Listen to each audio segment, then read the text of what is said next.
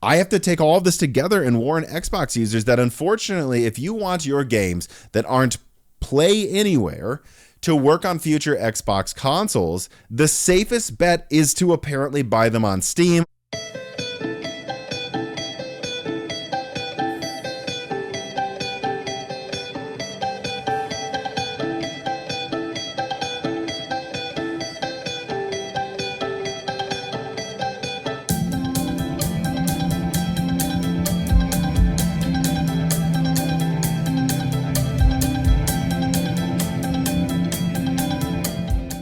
This podcast is brought to you by Insta360 and their Link 2C that is 33% and Link 2 webcam that is 25% off on Amazon right now until July 15th. And then it is also brought to you by CDkeyoffer.com. Use offer code BrokenSilicon to save 25% on Microsoft software. Now let's get on with the show.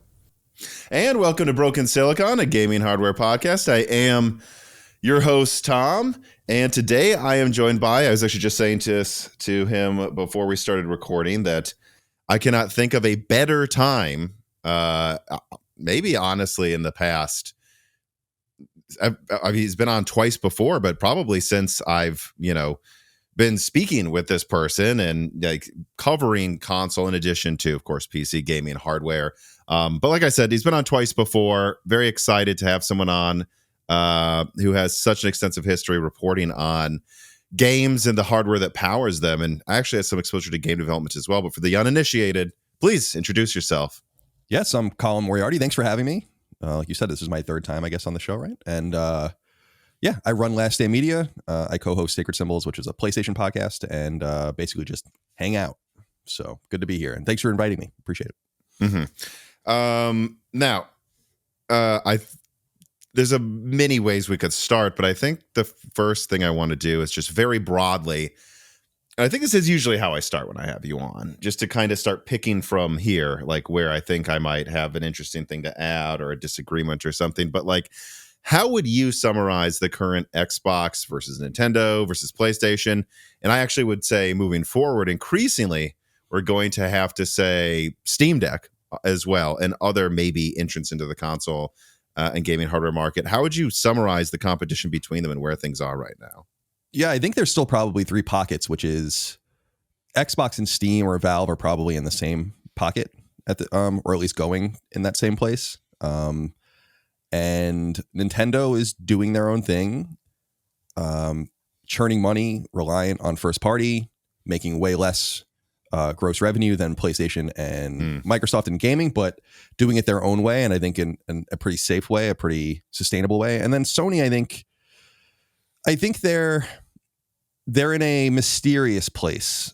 Unlike Nintendo, which is the company that switches and Switch 2 completely relying on it, it's a gaming company, and unlike Microsoft, which doesn't really care too deeply about gaming, Sony is in between a rock and a hard place. I think because PlayStation is Sony, I should say, is so heavily reliant on the PlayStation brand. And so the moves they have to make, I think they have to do carefully. And there are distinct moves that I think they're going to make in the coming years that will differentiate them. But I think they have to figure out how to maintain multiple console generations going at the same time and not lose people to other pieces of tech, because all of their money is made by playing other people's games. And so I think that they're in a fairly dangerous position right now. Doing great right now. Short to midterm, I think they're fine. Long term, I think Sony has things to figure out. So I think they're actually all in three distinct lanes. And I just put Xbox and Valve in the same, pocket, because it seems like Xbox is going to create hardware that plays Steam. Once that happens, I would imagine it's basically over for the Xbox brand as we understand it. And that's going to be a big change for the industry. But I also think people vastly overestimate Steam Deck and how many units these handheld PCs have. I think it's something like 6 or 7 million cumulative with all of them. Sure. Just to put that into context, there's almost certainly Switch 2 has sold more than that already. So, oh yeah, and the Vita that everyone makes fun of sold. Yeah, like, the Vita. It took years for the Vita to reach that, but yeah, it is. Yeah, so it is expensive. Steam players, I think Steam is so interesting because it's a private company, so we really have no distinct insight into it. We guess how much money they make. We guess how many people are on it. We do all these kinds of things. But my thought has mostly been that Steam is a great place for PC gamers with rigs to play and all of those kinds of things. But I think the console space can still exist concurrent to it and all of that. So I don't worry about it as deeply as a lot of other people do. Oh, you mean like the obligatory like tri-yearly headlines console gaming's about to die? Yeah, I mean, every time. I stopped by. I bought it. I mean, I've been in the industry for so long. I started writing professionally in 2002 in gaming, where like this has basically been a conversation the entire time. And there was a time when I really actually bought into it, but I would say it's probably like 15-ish years ago that I was saying that it seems like. What made you say that briefly? At that time? Yeah. Yeah, 2008, 2009, 2010 was the rise of phone gaming and mobile gaming, tablets.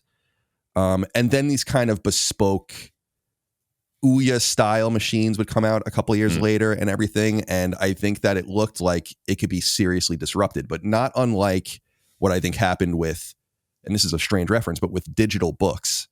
People kind of, I'm a reader of books. I love books. And so I, like many people with my iPad back in the day in 2009, 2010, I was like, I'm going to fucking buy digital books. And then you do it for a little while and you're like, this kind of sucks. I hate this. And you go back to, and I think that people did that with mobile gaming. And so I think things could have trended in a direction where it really could have eroded console gaming. But I think people saw what they liked too much in console gaming being eroded. And you saw that recently with like the Resident Evil ports, Death Stranding port. Yeah. And other things that no one gives a fuck about these things. Like no one wants to play games like that on a phone, but it wasn't quite as obvious at the time. So I was more of a believer in that years ago. By the time we got to the PS4 generation, I was like, clearly there's something going on here. And I do think the PS6 could be the last PlayStation as we understand it, but not for any other reason than I think eventually you have to embrace the idea that they're going to have a cloud gaming solution and an app solution on like your TV or something. Who the hell knows what it's all going to look like in say 2040?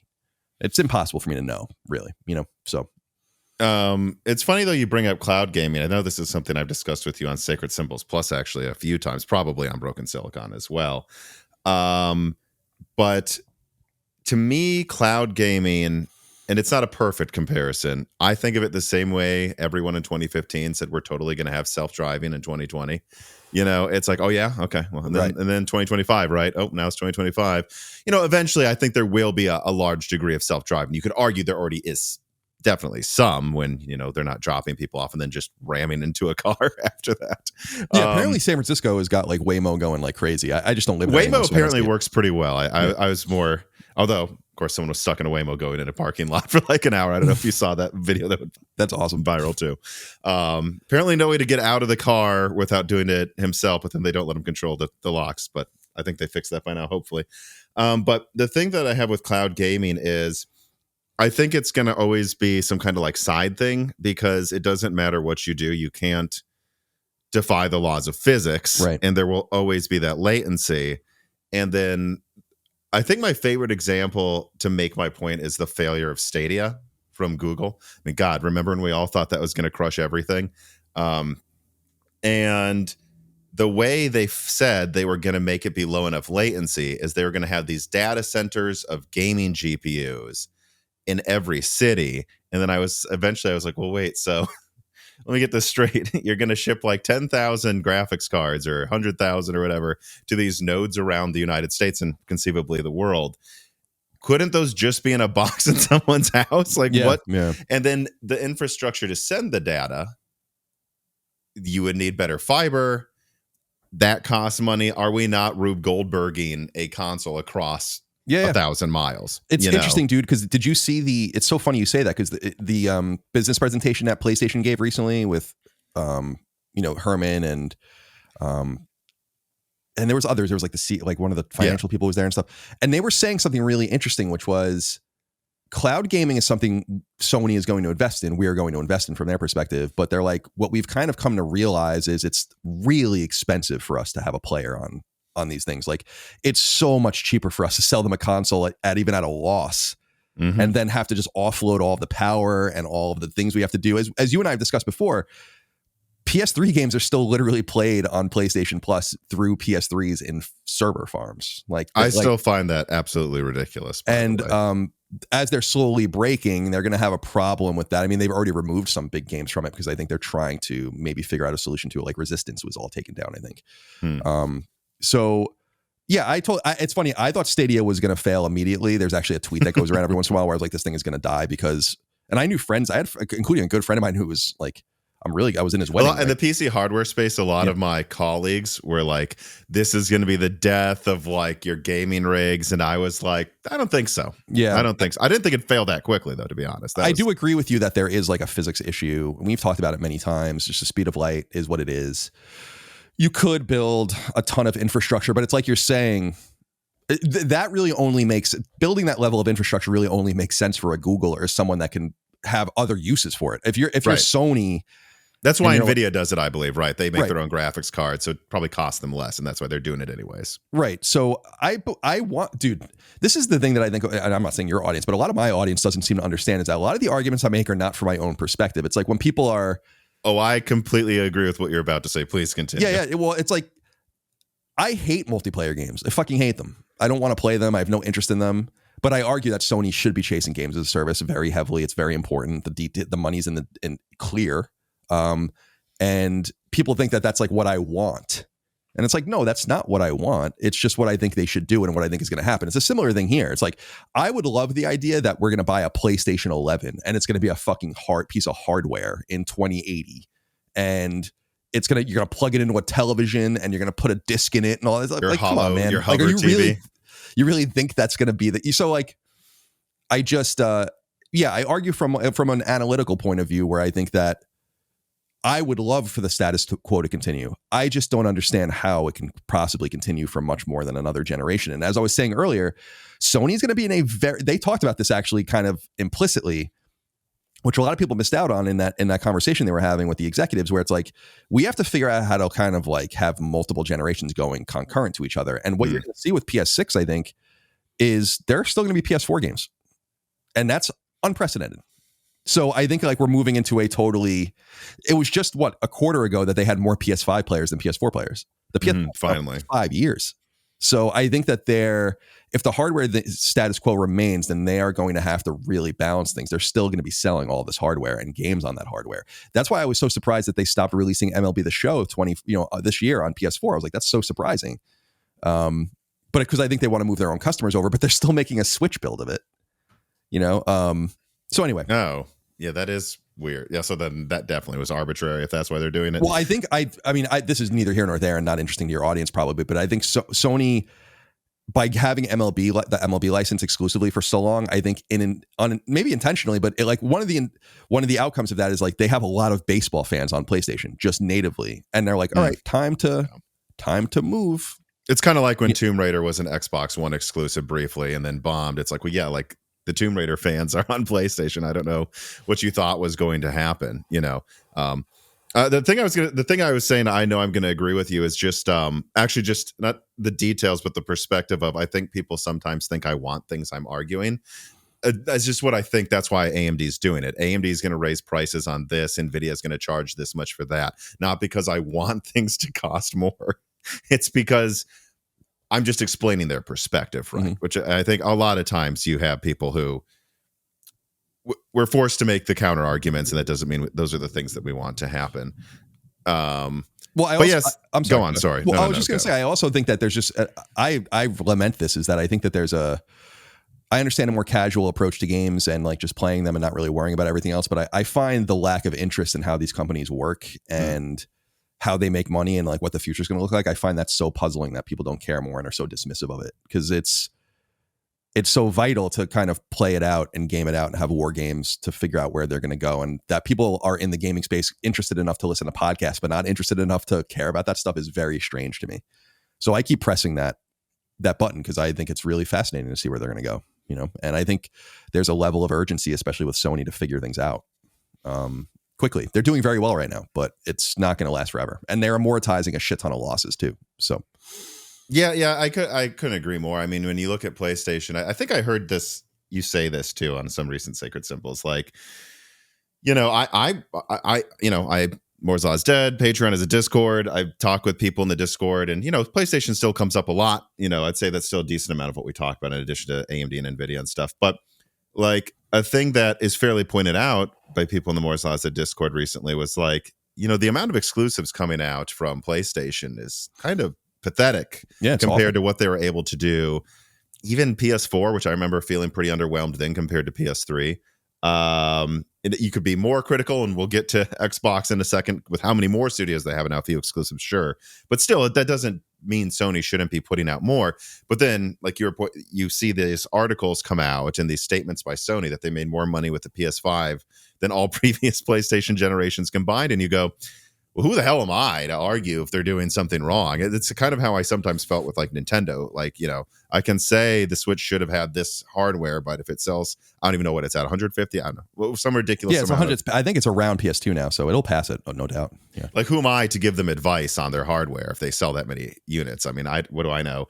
But I maybe it's just a feeling, but I agree. There's something where like it feels like, I think the way I put it before is I just feel like if Sony was like more charitable on the margins, which I think they have been at times since I said this, but like that they could garner that goodwill to kind of get to an Apple like point where it's just going to be self-perpetuating the money. And I just, even though they've never been stronger, I don't know that they're there yet. Examples being like, did the PS5 Pro really have to be 700? Couldn't it have been, I don't know, you could probably joke they just didn't want to make it 600, but like, couldn't they have done something there or done something a little extra, like with PlayStation Plus, made sure they had PS3 backwards compatibility by now, just little things here and there to prove they're not being maximally greedy, maybe pushing their studios a little harder so you do get a big game every quarter, something to where it's like, yeah, look, they're not a charity. They certainly are milking their position a bit. I mean, I know in my bones, if the Series S was like $299 with a terabyte or cheaper, the PS5 would have been cheaper by now. But they don't need to because they don't have competition. But I just feel like on the margins, I just worry like they're successful. And I don't think they're being as stupid as they were, when the PS3 launched and cost them all that money. But I just feel like they haven't quite figured the X factor out where I just think they've got it down. Like, and I don't own an iPhone, but like Apple clearly seems to have. You know what I mean? Yeah, I mean, I buy iPhones without even. I mean, not that I've had iPhone for 15 years or whatever, but it's like I would never even consider moving over that off of Apple, even though I'm not like an Apple fanboy. It's just what I like, and same thing with the watch and all the rest. So I agree with you. There is like an inertia with that brand that Sony is probably closest to getting in the hardware space, because I think Nintendo's hardware sales are really impressive and their first party software sales are insane. I mean, absolutely incredible. But when you really look at all of the money they're making, it's like you're selling a whole lot of shit to not make that much money. And that's because, but they're the safest company because they're the least reliant on others. And that I think is a fairly powerful place to be in this new ecosystem, because Sony's output has been pathetic this generation, but it comes from bad decision making. And unfortunately, they had the right strategy and then they just botched it. And that is the worst situation to be in, because you can see what could have been. It's easy enough to look at their own numbers and their financials every quarter. What do you mean they botched? What did they botch?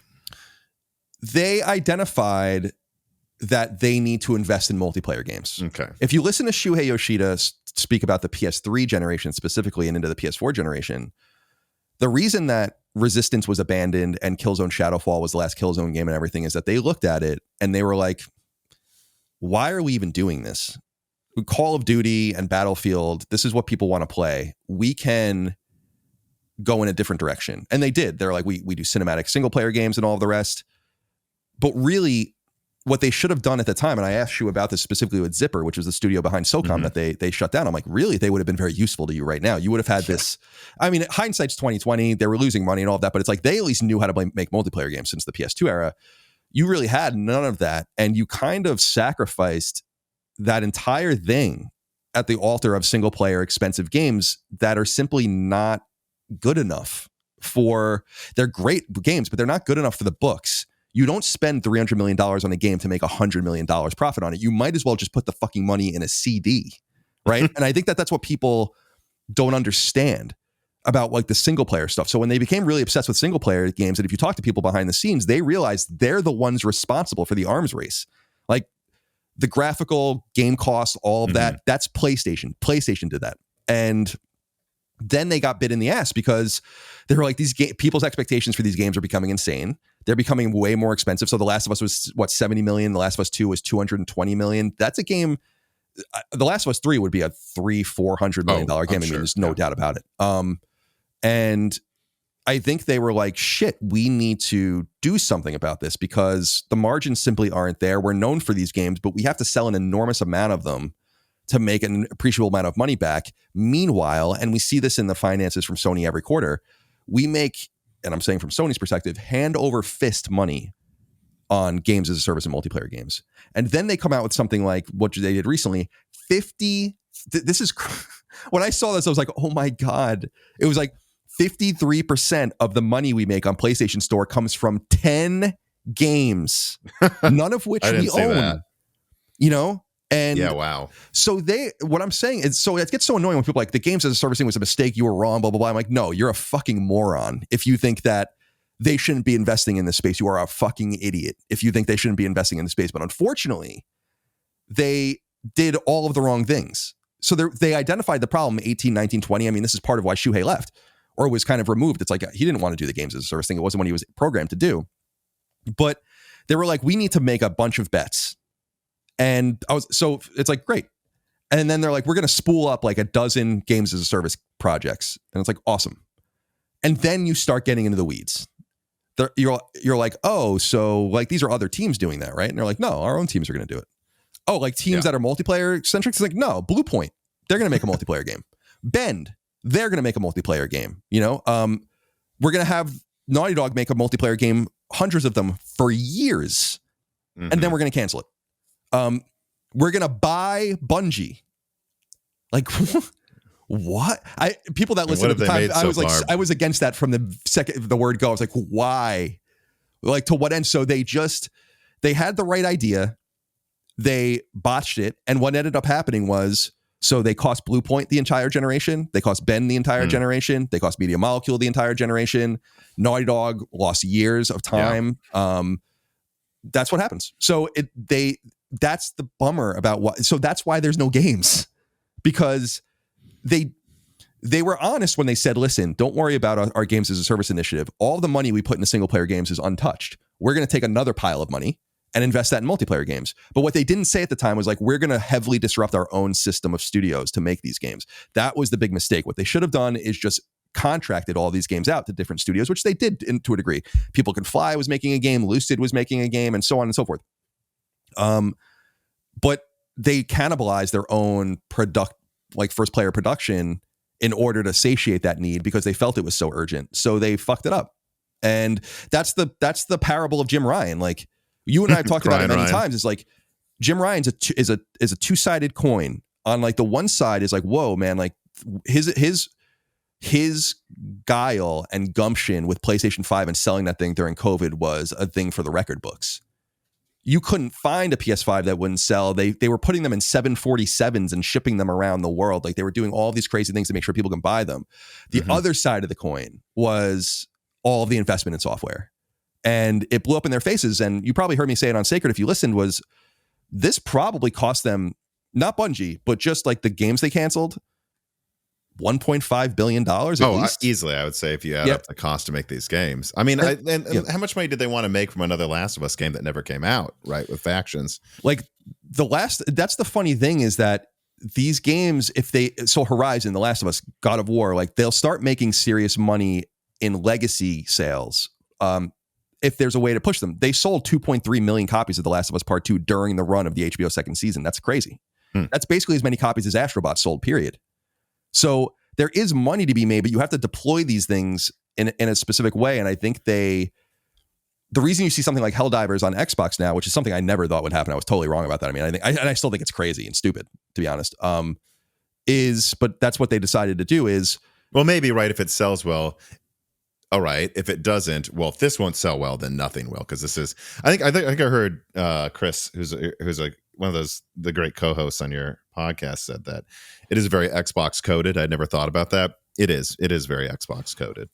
And I think there's a relative urgency to earn back money based on the losses that they're amortizing, because that's the crazy thing about their performance. This is what I keep saying is like, dude, if they just didn't make those mistakes, just remove the games, like no games, but just didn't lose that money, right? Put that money in a CD, like you said. Right. Like they would be absolutely killing right now. But instead they sunk billions of dollars they'll never see again in Bungie.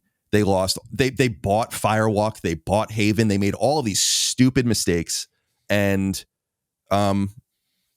so they kind of fucked it up. That's the brilliance of the PlayStation brand right now in some weird sense. It's like, you're making how much money? Like, how is that even possible? But then you look into the numbers and you're like, oh, you're the Fortnite machine. You're the EA Football Club machine. And that's a very vulnerable place, which just reaffirms that they need to have their own hits. And Helldivers is not that hit. I've said that from the very beginning. I think Helldivers 2 is awesome, but it's not what they're looking for. It's not it. Like that's not going to save them. And Helldivers 2 also sold 2/3 of its copies on PC. So it's for another audience. It's not even for really the PlayStation audience, right? And so I'm rambling a little bit, but I think that's it's a lost generation because of those reasons. Like the right idea, the wrong deployment of the resources, and it cost them. It cost them the entire generation. Then this generation will go down as a weird anomaly, like an enigma. Like how could it be that you're going to sell 110 million units of your console and there's like no single player games of note really only on the console, with rare exception? I mean, you're looking at games like Returnal still and stuff like that.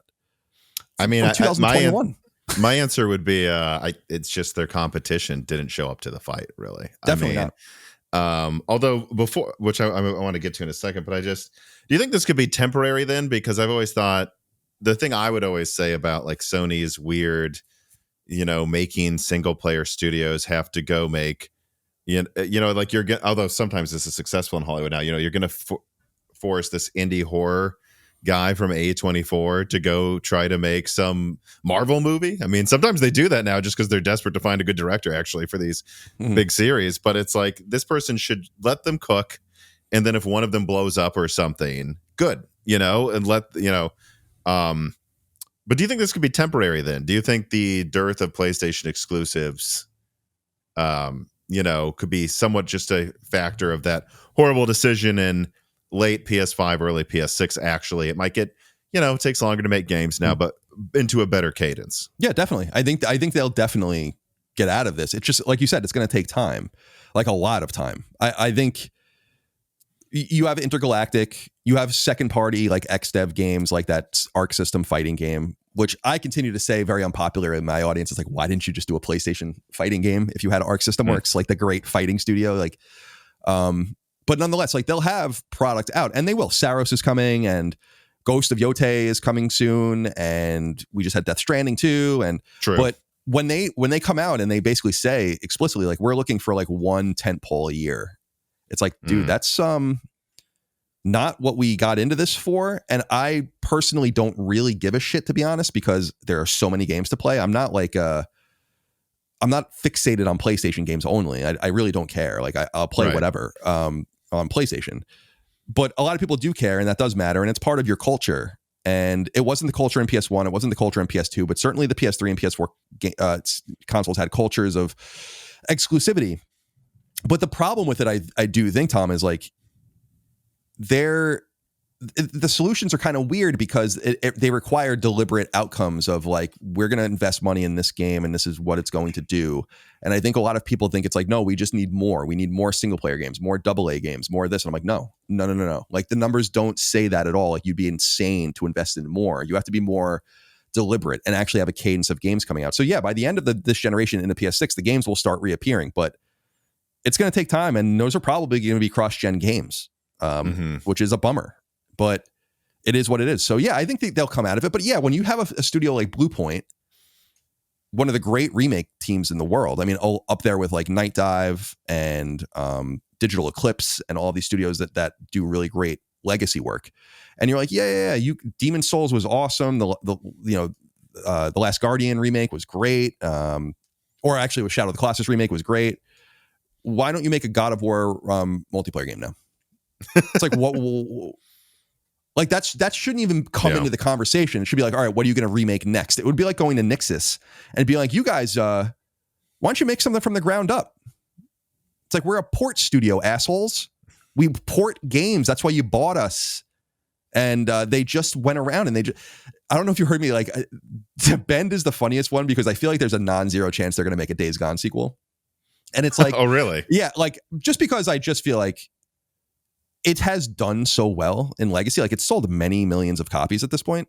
And I'm like, if they make that decision, let's just say they make that decision. I don't know if they're going to make that decision or not. All the people that made Days Gone are gone. I mean, like John Garvin and Eric Jensen and all the people that like directed it and designed it, they're gone. But it would be like needing to go to the next town over and instead circumnavigating the entire globe and then getting to the next town over. Like that's what they basically did with Bend.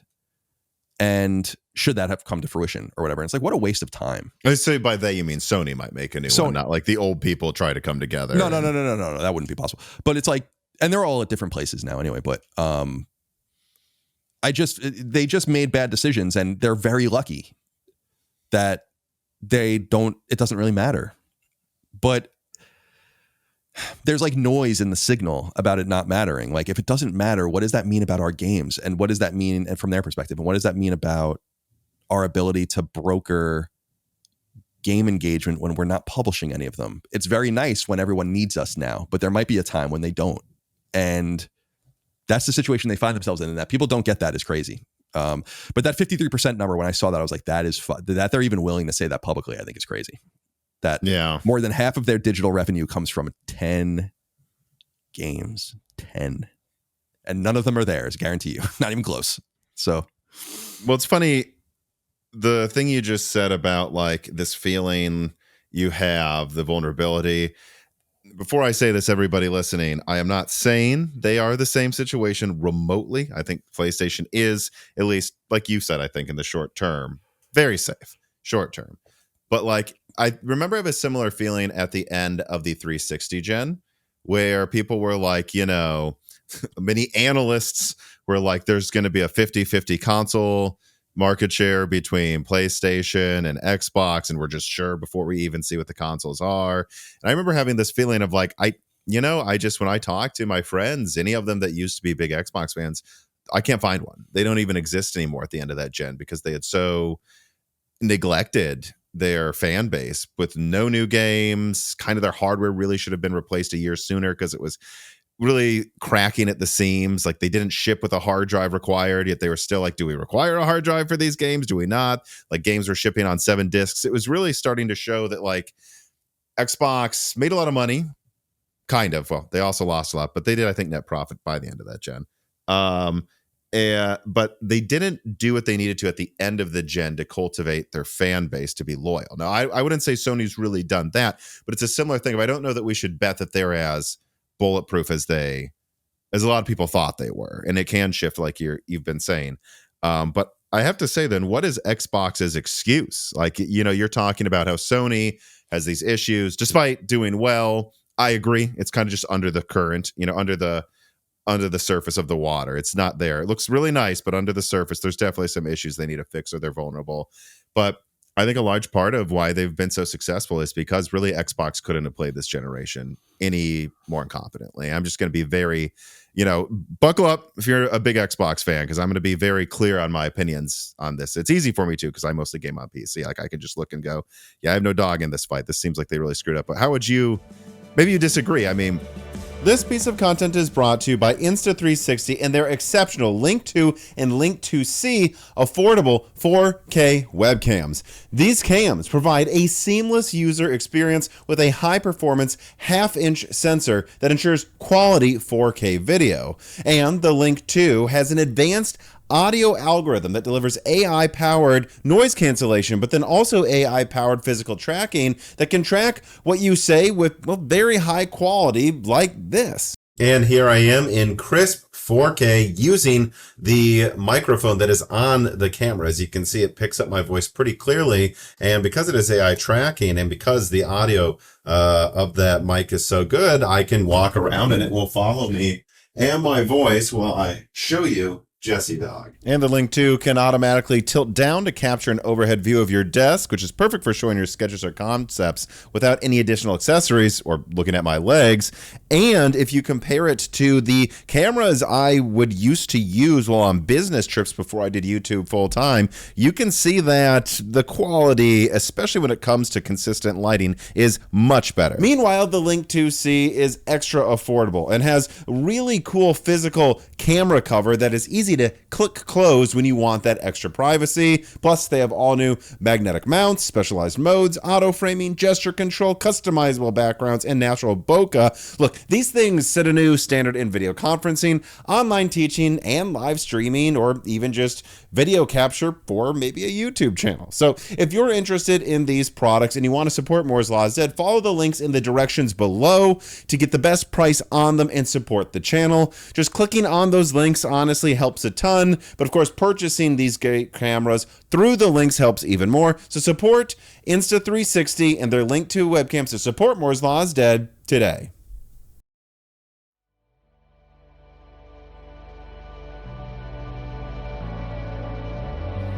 Why do you think Xbox is where it is at now? Which I didn't mean to cut you off, although I'm famous for it. No, please. Let me just outline my opinions too, just so that you can tell me if you disagree with any of this to set the stage why I sound so bleak to people. Like, my opinion, Game Pass has clearly failed to get to remotely where they needed it to be self-sustaining.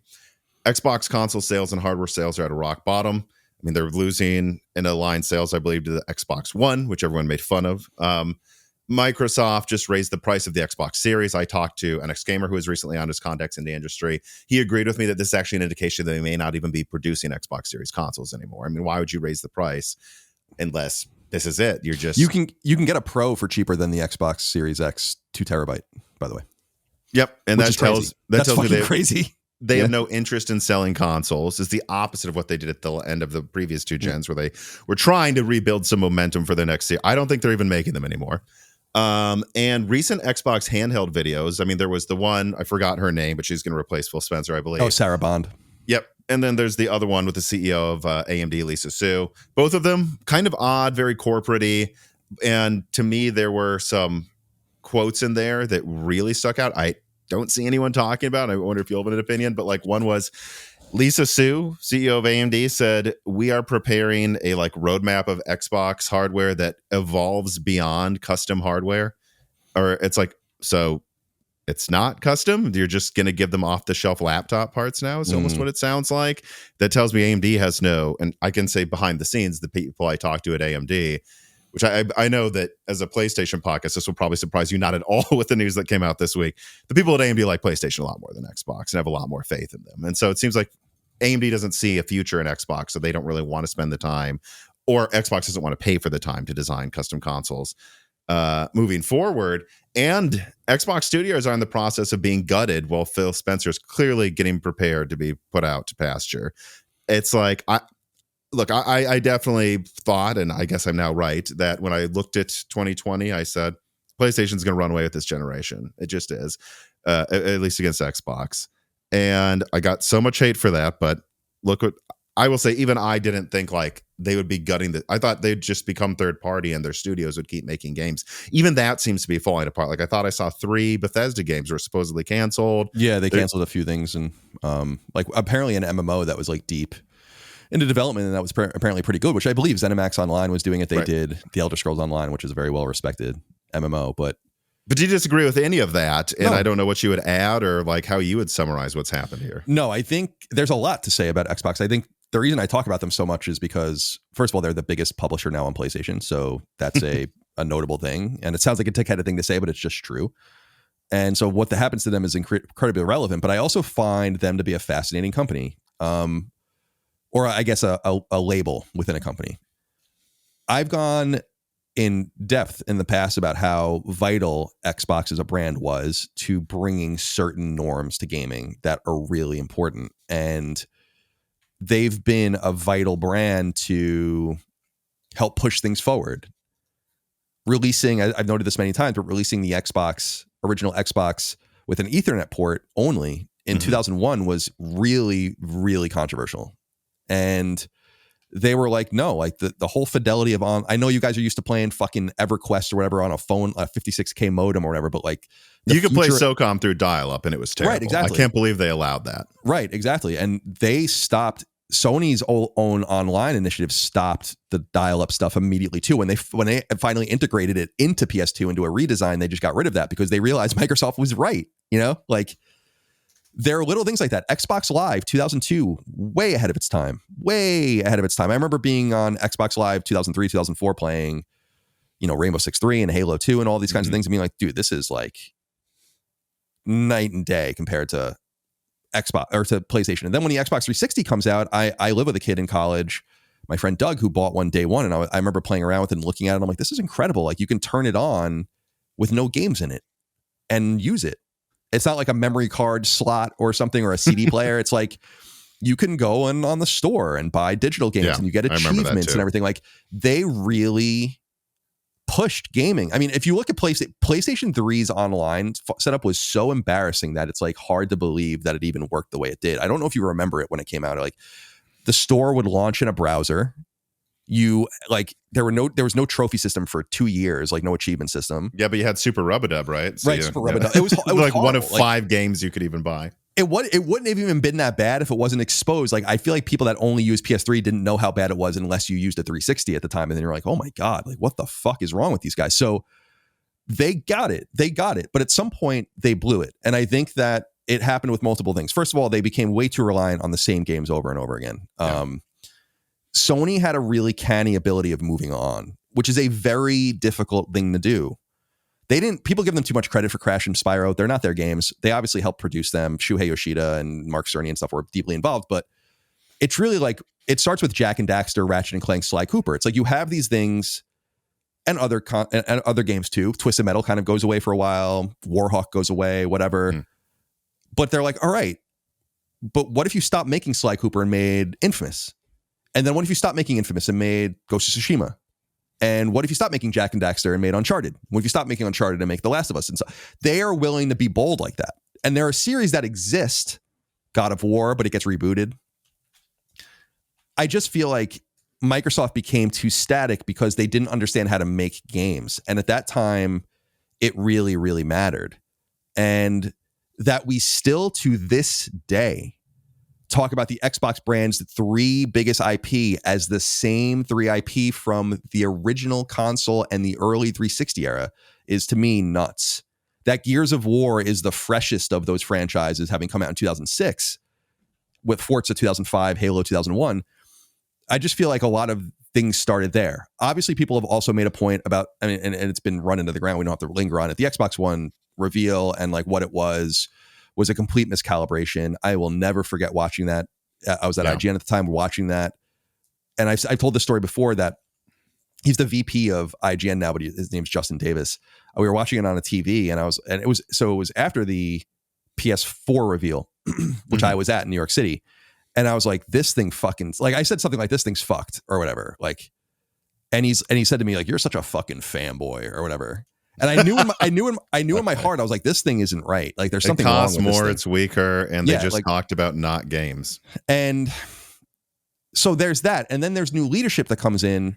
But I think that leadership has been way too, and you could tell that they obviously strategized this behind the scenes, but they're way too reliant on blaming that moment and that generation for their downfall. No one had more access to money and capital. No one had more access to opportunity. No one could have made things happen in the ways that it's most difficult to make things happen, which is with money, than Microsoft. And where they are now is a far cry from where they could have been with their brand because they mismanaged it. It's mismanaged for totally different reasons than Sony. They had so much money and so much power in making things happen that I think that they lacked intent. And what I saw, the FTC leaks were catastrophic, I think, to their brand in the sense that I remember saying at the time, like, there was an email going around where it was like, here are all the companies we want to buy. And dude, you couldn't name a company that wasn't on that list. Yeah. And I'm like, that's not strategy. There's no way Sony has a similar thing where it's like, here's the 7,000 companies we're going to buy. It's like, no, I bet you they have like a half dozen that they like look at and they're like, maybe we can make something happen with these guys and so on and so forth. They lost focus and They spent a ton of money. The money really didn't make any sense to spend. They vastly overpaid for Activision Blizzard. I think they got a pretty good deal on Bethesda, all told. Sure. But they're not able to manage it, and they just don't have the right personnel. Matt Booty specifically is the executive where I'm like, I do not understand how you have a job. I don't understand how you had a job 5 years ago. I can't even fathom how you have a job now. You are a failure at your job. Like you cannot manage these studios. You do not know what you're doing. You don't know what you're doing. And so they had all the resources, but they didn't have the execution. I will also give them credit, though, that they did try things that I think made some level of sense. And they didn't work out the way that they thought they would, but I'm not sure I would have made a different decision at that baseline. So an example is Game Pass.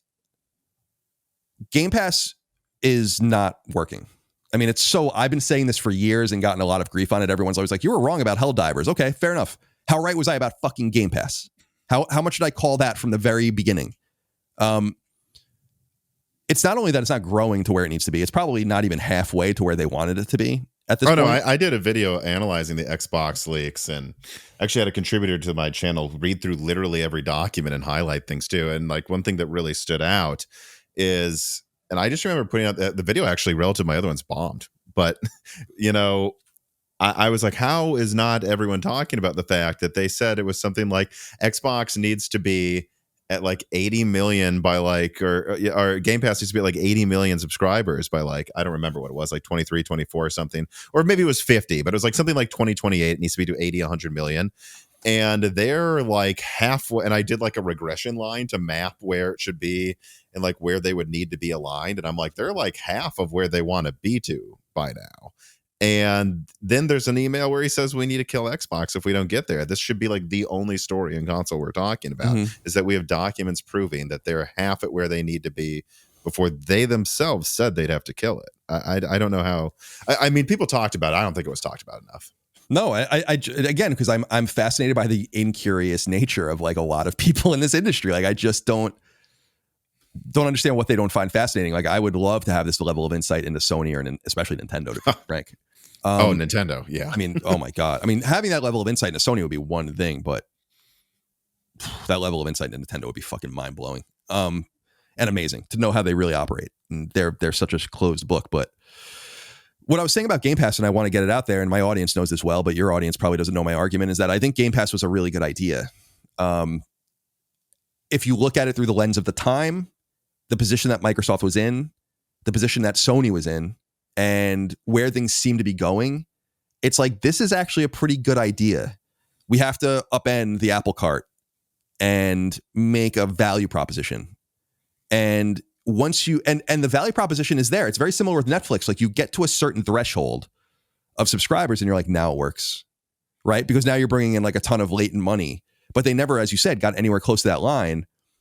I also think they had to learn some lessons that none of us really knew. And this lines up, I think, very well with the Kindle book reading, kind of like digital book thing, and how people kind of started going back to physical books. A lot of readers did. Is that we didn't really know how gamers were going to respond. We never had something like this before. And what I think is clear is that renting games like that doesn't really make any sense with the way people play games. But that was kind of unknowable.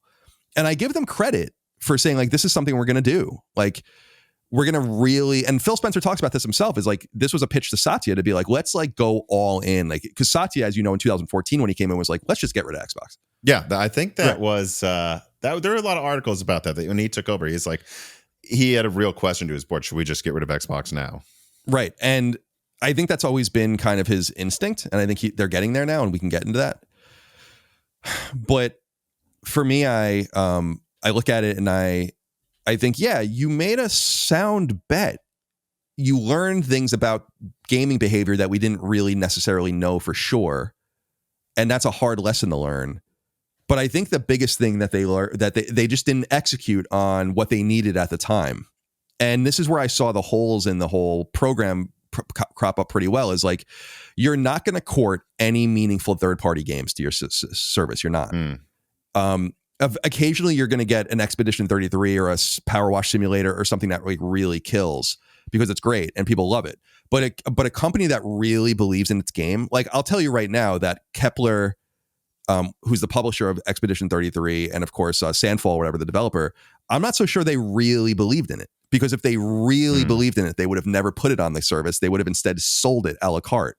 And so you're never ever going to get like a true AAA behemoth from someone else on your service. They'll never sacrifice their sales on that. And a lot of people have said that, like Strauss-Zelnick and Bobby Kotick and all those have been like, there's no fucking way we would put our games on Game Pass like a day and date, because why would we ever do that? So thus, Microsoft had to rely on itself. So then it made the next logical choice. It's like, if we're going to continue to do this, we have to buy assets. And so they bought Obsidian, they bought Ninja Theory, they bought In Exile, they bought all these studios, they bought Mojang, but that was before Game Pass. Then they buy Bethesda and all of their teams. Then they buy Activision Blizzard and all of their teams. And it's like, okay, you mean it.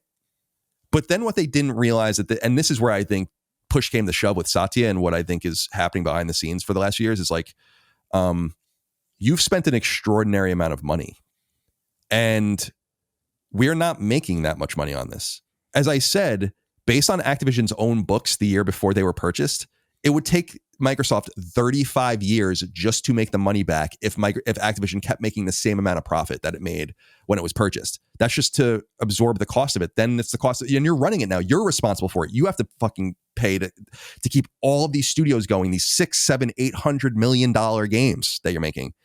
And I think Amy Hood and Satya and all these other guys were like, what are you doing? And then you have this other component, which is Matt Booty and like the leadership, which is like, you also have no idea what you're doing. So like, you're mismanaging all these teams. You're putting out a bunch of mediocre shit. None of it's going to draw people to Game Pass. So it's kind of like one of those things, right? Where when a company IPOs or something, there's a certain valuation you certainly want. And in general, you want more. But you don't want to be so overvalued, or there can be a boomerang effect where, well, okay, your company is now valued, your startup's now worth $100 billion. They expect a $100 billion product, and you maybe would have preferred if it was a $1 billion product so that you can take your time and get it right, instead of expecting a competitor to the main industry, titans right out of the gate. And that's like the Activision and Bethesda, which was, in hindsight, maybe it's just because it's hindsight, but at the time it seemed insane, was probably a good deal they got on that. But once you're spending 70, and again, I'm rounding up like the worth of a company, once you spend $70 billion for Activision, the last thing you can do is gamble with it on a new business model. Right, exactly. People don't realize, because they're so into just Xbox and not the Microsoft business as a whole, is like, as I understand, that is by far the most amount of money they had ever spent at that time on an acquisition. And that's, if you look at their list of acquisitions, I think there's a Wikipedia page attached to it going all the way back to the 70s. It's like there's a crazy level of money spent here. And I think that they kind of got hoisted by their own petard, because I think they made a major bet. I think the major bet there was specifically with Call of Duty and that draw to Game Pass, which didn't really work. And so we can really get into the weeds on it, but I think so. I guess what I'm saying about Game Pass and Microsoft's situation is like, they put themselves in a bad situation with Xbox One. Everyone knows that. They're too reliant on the same franchises. They knew that, and they tried to fix it. They bought all these different things that they couldn't manage. The console continued to bomb in Xbox One. Game Pass comes out. They have nothing to feed to it, so it kind of languishes. They injure massively their first party outreach in terms of games sold. So their games start disappearing from sales charts and all of that. There's less money coming in, and it just becomes this snowball effect. The one ironic thing now is that they're probably looking at it internally, because there's nothing clearer than the fact that for the last couple of years, at least, the Xbox executives have no power internally anymore. They're not making the decisions. I don't know if they're writing out their contracts or what they're doing or why they're even there anymore, but it's clear based on all of their contradictions and all of the things they've said that have not come to fruition that they're not making the decisions anymore, and they have to kind of go out and sell these sorts of things. There's probably a little bit of I don't know that would really matter, but I think there's a little bit of probably a downside to it internally for them, where they're like, damn, we actually maybe could have figured this out and really bodied PlayStation if we didn't start just giving them our shit a couple of years ago.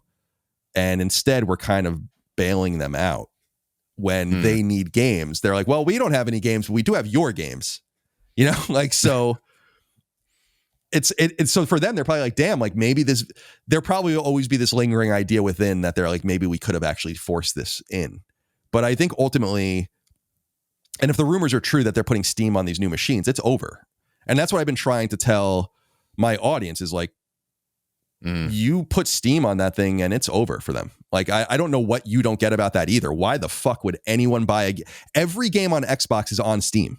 So why would you ever buy the Xbox version of it? If you have the option on the machine to buy both and then have this universal access to a platform you actually want to be on, which is Steam. So that's why when everyone's like, oh, Sony games are going to be on Steam, on Xbox. Some of them. I'm like, who cares? Yeah. Like PlayStation's probably like, this is awesome. You know, and eventually what you're going to find if they do that is third parties being like, there's no reason for us to bring our games to Xbox. Because it's already a major issue. You actually, I'm saying just because they can make the argument, like every Xbox player will have access to our game on Steam. So you can just go buy it there. Why would we put it on Xbox? Why would we make it an Xbox build? So it's totally it's actually so nonsensical that I can't even believe it. How nonsensical the entire idea of building hardware and then sending them to a different storefront. It almost makes you want to like cackle out loud of being like, what are you thinking? And I think that they understand that it's over. And what they're trying to do is, and this is where I think it becomes very pro-consumer and good on them, is like they're trying to let their people down softly, being like, we're going to segue you to this other idea. You'll have access to all your games. Everything will be here. Don't worry about the backwards compatibility shit. We'll figure something out with that. But we're kind of segueing you over this way. And I think that that's fairly obvious because it is suicidal for Microsoft and the Xbox brand to sell hardware and then sell no games. It actually makes no sense at all. So I think that the future is pretty bleak, I think, for that brand. I got to be honest. That's just my take. I've got a lot to say, actually, about the more technical side pretty soon here about what this is going to mean for future Xbox consoles. But I do have to throw in, Multinatty writes in, and I'm just going to summarize. He says, you put out that tweet where you said, basically it doesn't make any sense for Microsoft to drive revenue towards Steam on a next-gen Xbox console. Multinatty's question was, did you see anyone reply with a coherent answer? No. I read all of the answers. Like the answers are like, they want monthly active users. They don't care. Like totally spurious things like Steam will pay them a cut. Active users. And like it's like what they're gonna sell their data. I'm like, what are you guys? What? I even saw Jeff. Is that good? You want them to sell your? I don't know. I even saw Jeff Grubb say something like he had a video where it was like he tweeted at me where it's like we're going to. So Microsoft is basically looking to play this out in court where they're gonna like try to force the destruction of like walled gardens basically. And I'm like, that's maybe true, but that would be incredible.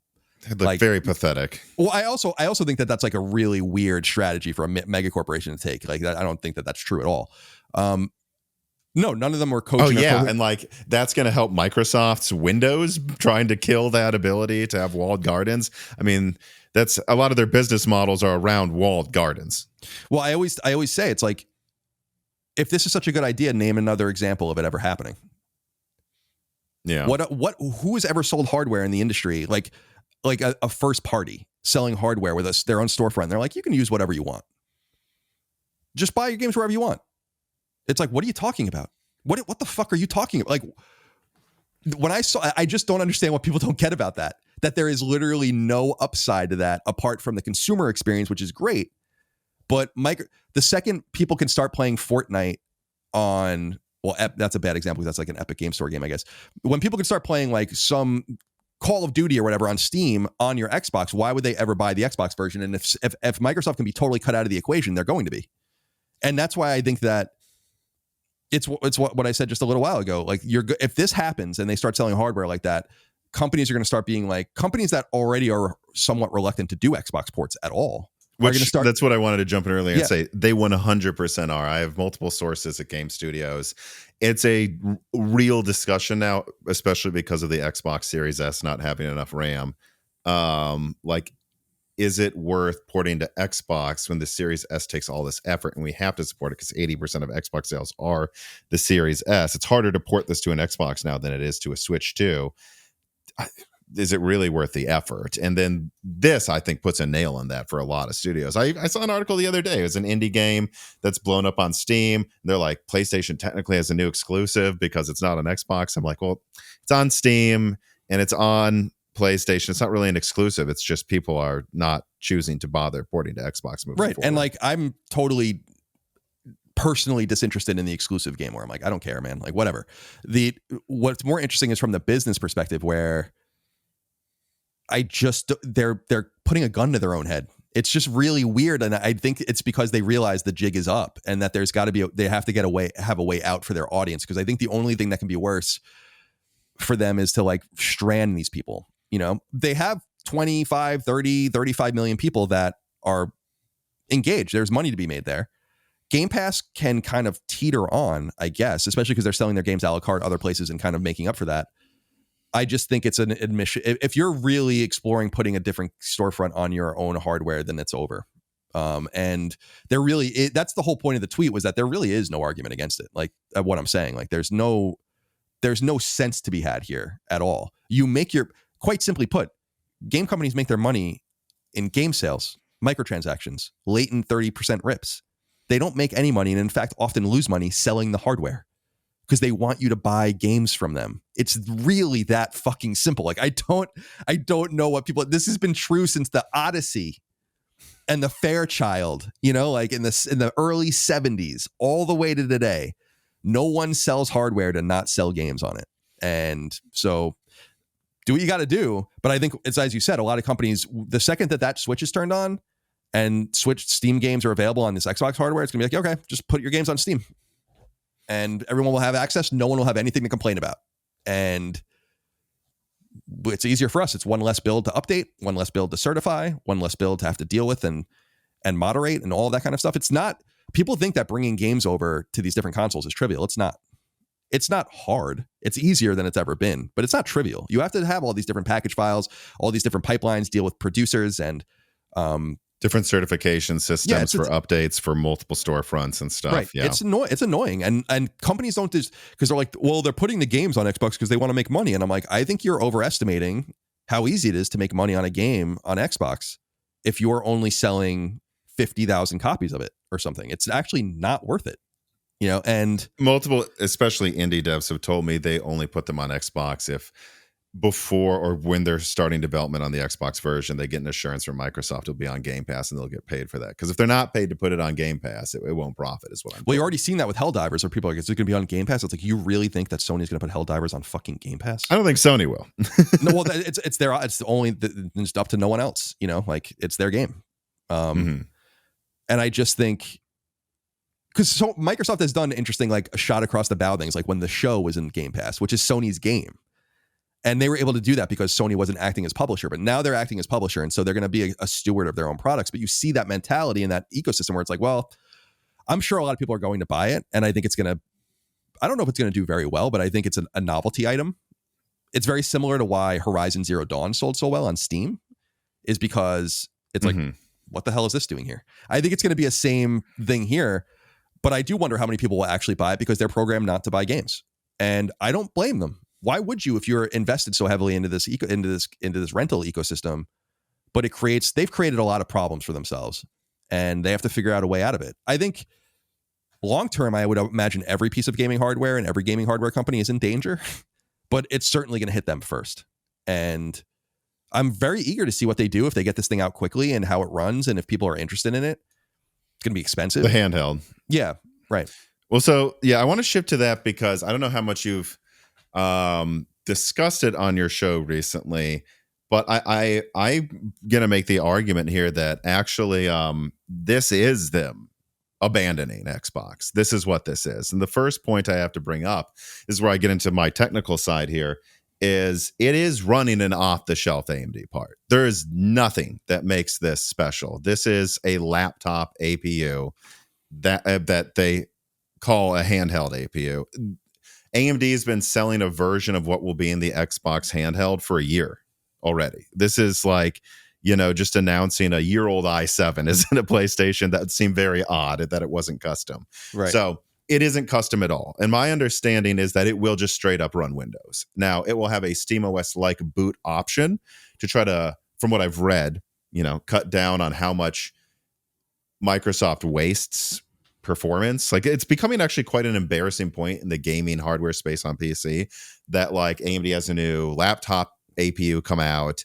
You know, they tested on some HP laptop with Windows 11, and then they install SteamOS because now SteamOS actually got an update where it is installable on any AMD CPU, APU hardware.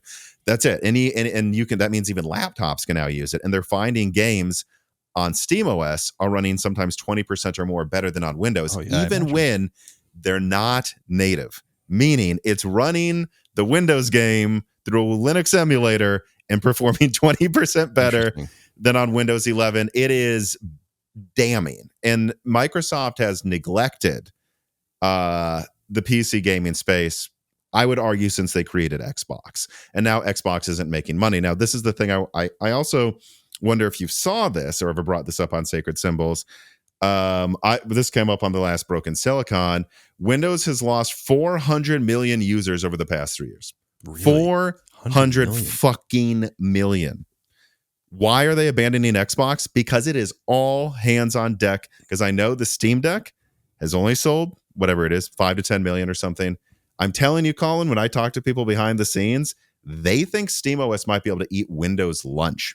And they have been, because now that you can install it on anything, why would you use Windows? It sucks. It doesn't work. Suck. Like, I hate Windows. I hate it. There's been years where it works well, not recently. You know, it was solid. Like, I've used Windows since I guess 3.1 and 3.11, and so it's like obviously 95 is iconic, and then you go to 98 ME, all that shit that doesn't really matter, and then you get to XP, obviously like maybe the most iconic of all of them. But ever since then, like I got a Vista machine at one point. I had all these different things. It's like man. It's so hit or miss, and I'm not a big tech person at all, but I see on my own, you know, I'm running an old GeForce RTX 2070. And it's like, even on this machine, it's like, what do you like? Why is there, I like Control Alt Delete and look at all the tasks and stuff. I'm like, what is this even, like, what is going on with this machine? Why is it so bloated? Why is it using so much of my resources? And maybe I will move off of it too at some point. I didn't really even know. I haven't really thought deeply about SteamOS or even Linux. We need a competitor to Windows so bad. It's painful. Like, it is such a monopoly. They're allowed to make this. An emulator is running Windows games better than Windows. That is pathetic on the same hardware. And so when you see 400, I think it was 11 million users leave Windows, and then you see Steam, I mean, want to say, you know, shots across the bow, announcing you can install SteamOS on any AMD laptop. How long until you can on an Intel one? I think Microsoft realizes it's done. Like, I haven't looked at sales data for games, you know, really much recently, but you said a lot of them are only selling 50,000 on Microsoft's. Well, I'm just using that as an example. I mean, it could be worse than that or better. When I have looked, though, it's looked pretty crazy. Like you go to like VG charts or something. I don't even know how accurate that is anymore, to be honest. But like, you'll see like PlayStation sell 5 million copies for some third-party game, and then Microsoft in the same week is like 100,000, and you're like, what? Like, it's getting very painful. And so if you're Microsoft and you're looking at that, I mean, the argument might be it's Game Pass or nothing, and then the nothing is they go to Steam because they're not making money there anymore, and they need to make Windows good for gamers again, or they're all going to leave for SteamOS. And I hear the Steam Deck 2, and possibly a new Steam console, by the way, is going to be a very ambitious attack on just swallowing Microsoft market share, whether it's Xbox or Windows. And so I think what you have is what came out in the Xbox leak, you know, with all those emails and Phil Spencer, where it's like, they said they would fail if they didn't hit this number. We now know from publicly available data they have, and you don't see Phil Spencer around anymore. He's getting replaced. And so I think this is them saying, dude, we don't give a fuck. Like, that's what's going on here. And I mean, even just the handheld itself, this is something I harped about on my show recently. Like, it's called the ROG Xbox Ally. So they think the Republic of Gamers, an Asus PC gaming brand, should go before Xbox. That's damning. Yeah, it's interesting. I mean, and do you have any thoughts on the Meta Quest Xbox edition? Because to me, I hate to say it again, cover earmuffs for the Xbox fanboys. This is the cheapening and whoring out of the brand. I mean, they are just putting an Xbox sticker on an ARM-powered Quest device that will never run Xbox games, or at least not for the foreseeable future. And you're like, the fact that like a week after they announce the handheld, they're like the Xbox Quest, which isn't an Xbox. I don't know. Might be an Xbox Blender soon. The Xbox edition of the PlayStation Well, they did the Xbox 6 fridge, right? Yeah. Sure. Yeah, I think that was a funny joke, though. Yeah, it was. No, I hear you. Like they're licensing their stuff. It's probably they're so quick. They couldn't wait a week to whore out their brand to Meta. I mean, yeah, it's interesting. I didn't even really understand that product at all. It also seemed like it just came like a fart in the wind. I mean, obviously PSVR2 itself is sure still being supported, but struggling. It's unclear whether they're ever even making any. Yeah, I think that they are. It's clear. It's almost like beating them up at some point. It's like it's clear what's happening, and it is what it is. You know, they made bad decisions, and they had the wrong people in charge. They left the wrong, and I'm not even sure it's Phil Spencer as much as, again, I think it's Matt Booty. And Phil Spencer, you can say whatever you want about. I mean, Microsoft is making money on Xbox and all of that. They probably point to that and say like, well, it's succeeding or whatever. But I think it's a lot deeper than that. And I would be curious to know where this all goes in the next couple of years or so, because it feels a little bit like the Wii at the end of the Wii generation, towards the end of the Wii generation, where people just stopped even. It was still existed. It still kind of got games. It was just kind of petering along, and there was no excitement for the Wii U, and it really hurt Nintendo, and they had to really go back to the drawing board. I just don't think that Microsoft's really going to have another. It's not that they can have an infinite number of opportunities because they're so moneyed, but I just think they look at it as like the money can be spent better elsewhere. And it's like you said, Windows is obviously maybe an urgent problem for them. As far as I understand, like AI and their investment into AI, especially with everything blowing up with, I guess, Sam Altman and everything, they're urgently kind of trying to pivot to that and cover. And apparently some of the Xbox layoffs might be attributable to that as well. But it's all you only have so much bandwidth, right? And it's clear that I'm earmuffs for the fanboys. I don't think they've ever cared about gaming. I think they're realizing that unless they're willing to go all in, like Sony was willing to, and certainly Nintendo's willing to, they got to just stop spending money on it. And I see the handheld not as I hope it becomes a good consolation prize, right? But where I'm looking, this is going to be an $800 thing that uses a laptop chip that's a year old and just has the sticker on it to try to garner sales. And the only consolation prize is because they have to keep the gaming market share for PC on Windows instead of Steam or something else.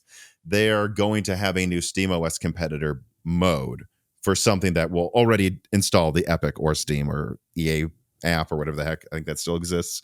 Like, that's all this is, to call it an Xbox. And I think there's a real worry here if you're an Xbox, and I wonder if you agree.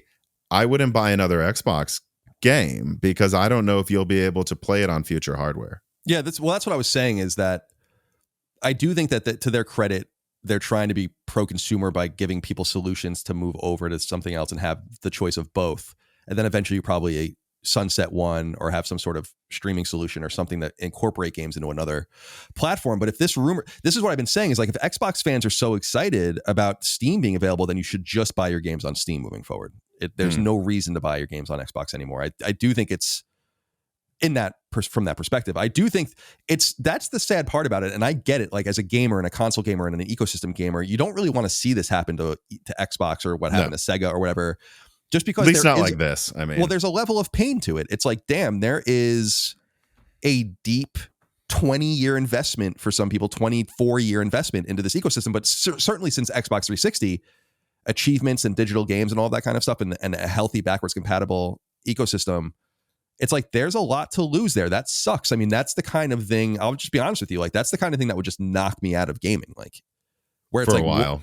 Yeah, I would probably inevitably, I always said that I would, if this is a really dark thing, but it's like, I almost dream of PlayStation going away, because it's like a way to liberate myself and live a more normal life. But I would be totally happy with there even being new games not coming out anymore and just playing old stuff. That's obviously not practical, but I understand this idea of, yeah, I've invested a lot into this, money, time, effort. It's like a place to be, and it's ending. And that, could you imagine if PlayStation announced a handheld that can't play your PlayStation games? No, I mean, the outroar would be. and by the way, the portal is not what they're announcing, obviously, but the portal is awesome, and they're slowly incrementally getting to where they need to be, and I'm so excited to see. Oh, me too. Their new hardware, but it's a problem that I think I want to be clear, and I think this is from my perspective and from Sony's perspective, is that what's happening to Xbox right now is Sony's not immune to it. They're going to face off with these very realities themselves. And they're going to have to figure that out too. But yeah, I always say that to the audience. I'm like, they're like, what would you do if what would you do? And I'm like, I don't know, live. Become a monk. And then come back and buy honestly, the Ouya 2. I would do like retro. There's enough PlayStation retro content at this point to do it for the rest of your life. So it's like, I'd be fine. But I'm just saying, I understand that it's not an easy thing, and it's not something that I revel in. I fucking hate. I was a little kid. Obviously, I was born in '84, but the Sega Nintendo thing, I was a huge Nintendo fanboy. But even when Sega went down, I had a Dreamcast. Actually, I was bummed. I was like, this sucks. Yeah. Like, I didn't want them to die, I just wanted them to lose, and it's a bummer, but it's where it's going. And, we'll see. Maybe the only people's hands that this is in now are the fans. Like, if people show up and buy a lot of hardware, then maybe things will change, but I don't think that reality for exists. More than a PS5 Pro. I mean, yeah. Well, so are you too depressed to go outside because of how expensive Microsoft software is? Well, there's absolutely no need for that. Just go to CDkeyoffer.com. That's right. This piece of content is once again sponsored by CDkeyoffer.com. And I say once again because they've been a fantastic sponsor of Moore's Law is Dead and its community for many years. And that's because they always deliver the best pricing reliably for Microsoft products like Windows operating systems, Office software, and they also sell games and other things as well. So make sure you check them out, especially during their Easter sale going on right now. And if you do, use offer code BrokenSilicon to save 25% on all Microsoft software, and then Die Shrink to save 3% off on everything else on the website. The community uses them. I use them for my new Zen 4 X3D desktop. And Jesse here needs to stop moping around, and I think use them as well. So that's once again, support Moore's Law is Dead by going to CDkeyoffer.com through the links below today. It's okay, Jesse. It's okay.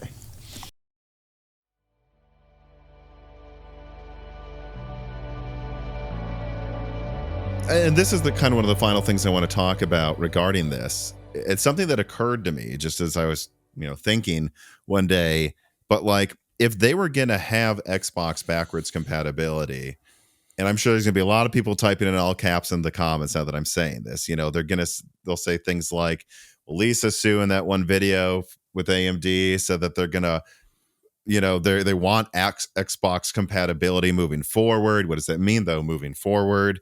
Like, they couldn't do this, but I think there's a real just legal problem here. Like, number one, if they were going to have Xbox compatibility, and my idea would be this Xbox handheld would actually, my co-host came up with this idea too. Like, maybe it's just a beta test for bringing Xbox emulation to PC. Like, you have one piece of hardware, or I guess it would be two, because there's two different versions of the Xbox handheld, but whatever. You have two different, one weak, one stronger piece of hardware. You bring the Xbox 360, Xbox One, Xbox Series emulator to it, and then that can conceivably, I should say ideally, you would have any game you've bought from Xbox on the store till now, you can download on your PC, because that's what this handheld is. But it's kind of a beta test on one or two pieces of hardware. And then once they're sure it's working, they bring it to the Xbox app with the Xbox mode that runs games better to all PCs eventually. Like, hopefully that would be the idea. But if they were planning to do that and it would work that well, I feel like they would have announced that when they announced the handheld, because that would have made even me excited.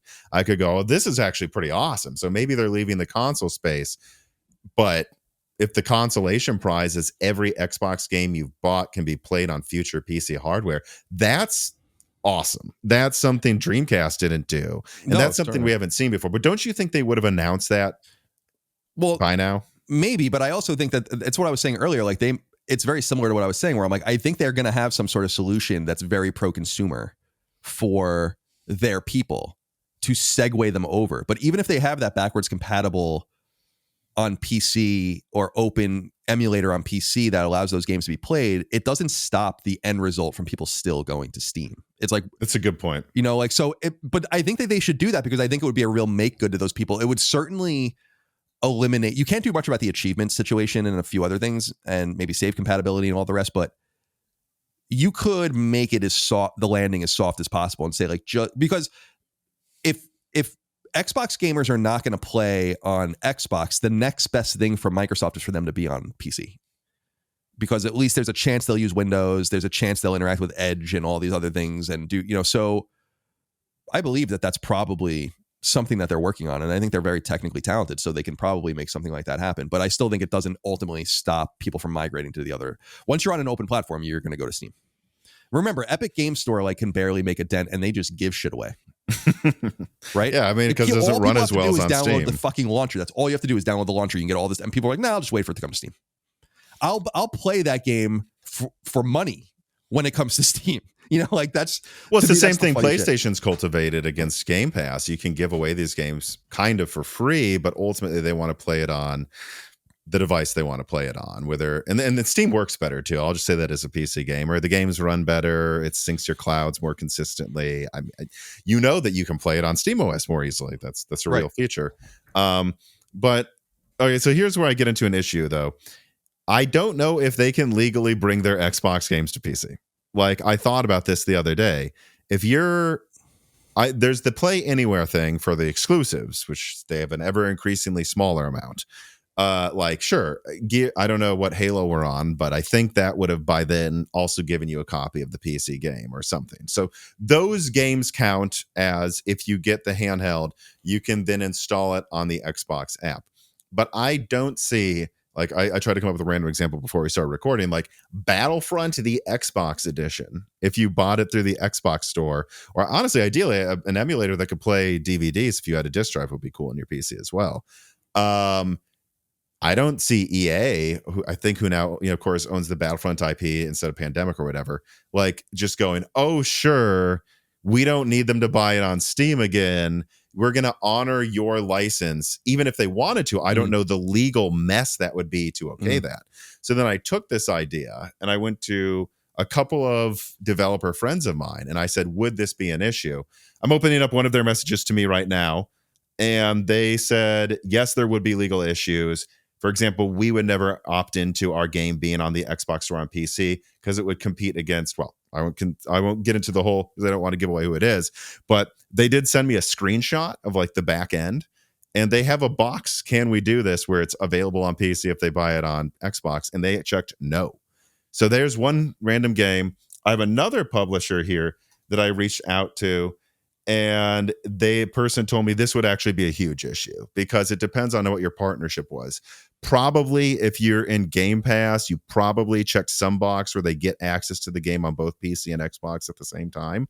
But they told me that they know a lot of people where they didn't check this box. And they told me that anything before the Xbox One generation is going to be a complete shit show. And so I have to say something, Con. I don't know if they legally can put an emulator on PC. Yeah, that's interesting. Because I wasn't even... But you're a publisher too. I'm curious if you have any insight into that. Yeah, I mean, our producer deals with all the publishing side stuff as far as the actual modules and the things we type and click and all that. I feel like we're small. I want our games to be as many places as possible. We publish everywhere. The Game Pass thing doesn't really, even if they have some sort of bypass in the Game Pass deal, it doesn't really matter because none of those Game Pass deals are permanent. They're all ephemeral. So you're eventually going to wash out of Game Pass unless you're a first or second party game. And then you're going to be in this limbo period because you're going to be an a la carte game again.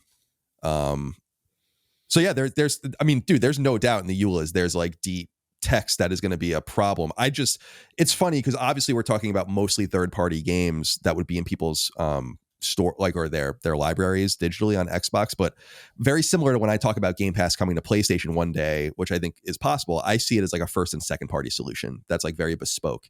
And the least that they can do, I guess, is make it so that you can play those games on Xbox. There's no one stopping them from doing that. And that might be the biggest brunt of it because that will give you Halo and Gears and Forza and all of the rest. But you're right. I mean, it's going to be 90% of the games you own are third party. I mean, oh yeah, more than that. So I I don't know. From where I'm sitting, unless you could guarantee all of your games run on PC, I'm not even sure why you'd bother to port the emulator, because you already have Play Anywhere for the Xbox exclusive since at least Series. I think maybe even since the Xbox One. So that's where we get more into where I say to people, if you have an Xbox, I wouldn't buy another Xbox game. This pipe dream that you can, I mean, I'm talking to developers saying their game won't ever be because of legalese tie-ups. Like think about Guitar Hero, where they just like randomly delete every game, every song from your game through the cloud if you still have it connected online. Yeah. Think of that with thousands of games since the Xbox. Any contract, see, Sony can get away with it because they do hardware backwards compatibility, and any contract would have probably been, well, of course, the PS4 game can play on the PS6 in perpetuity as long as it's actually running that build of the game and you're not bringing it to a new store. The second there's a new store, I think you break a legal agreement. Yeah, I think that's a great point. And yeah, they are doing it natively. It's not a trick. So like the PS4 games are natively running on PS5, and so there is nothing to be said about that. And the handheld is just, it's a laptop chip that's a year old. So, but I think to put a bow on this part of our episode here, Curry King 3 writes in and says, how much do you think the console strategy change for Xbox is driven by a genuine desire to create new market share and offer a different expansion strategy away from a domain in which they have faltered significantly since the Xbox One era? And how much do you feel it is simply moving towards a model that just reflects their smaller customer base and reducing how much they spend supporting it? Yeah, it's a great question. I think it is more the latter. It is.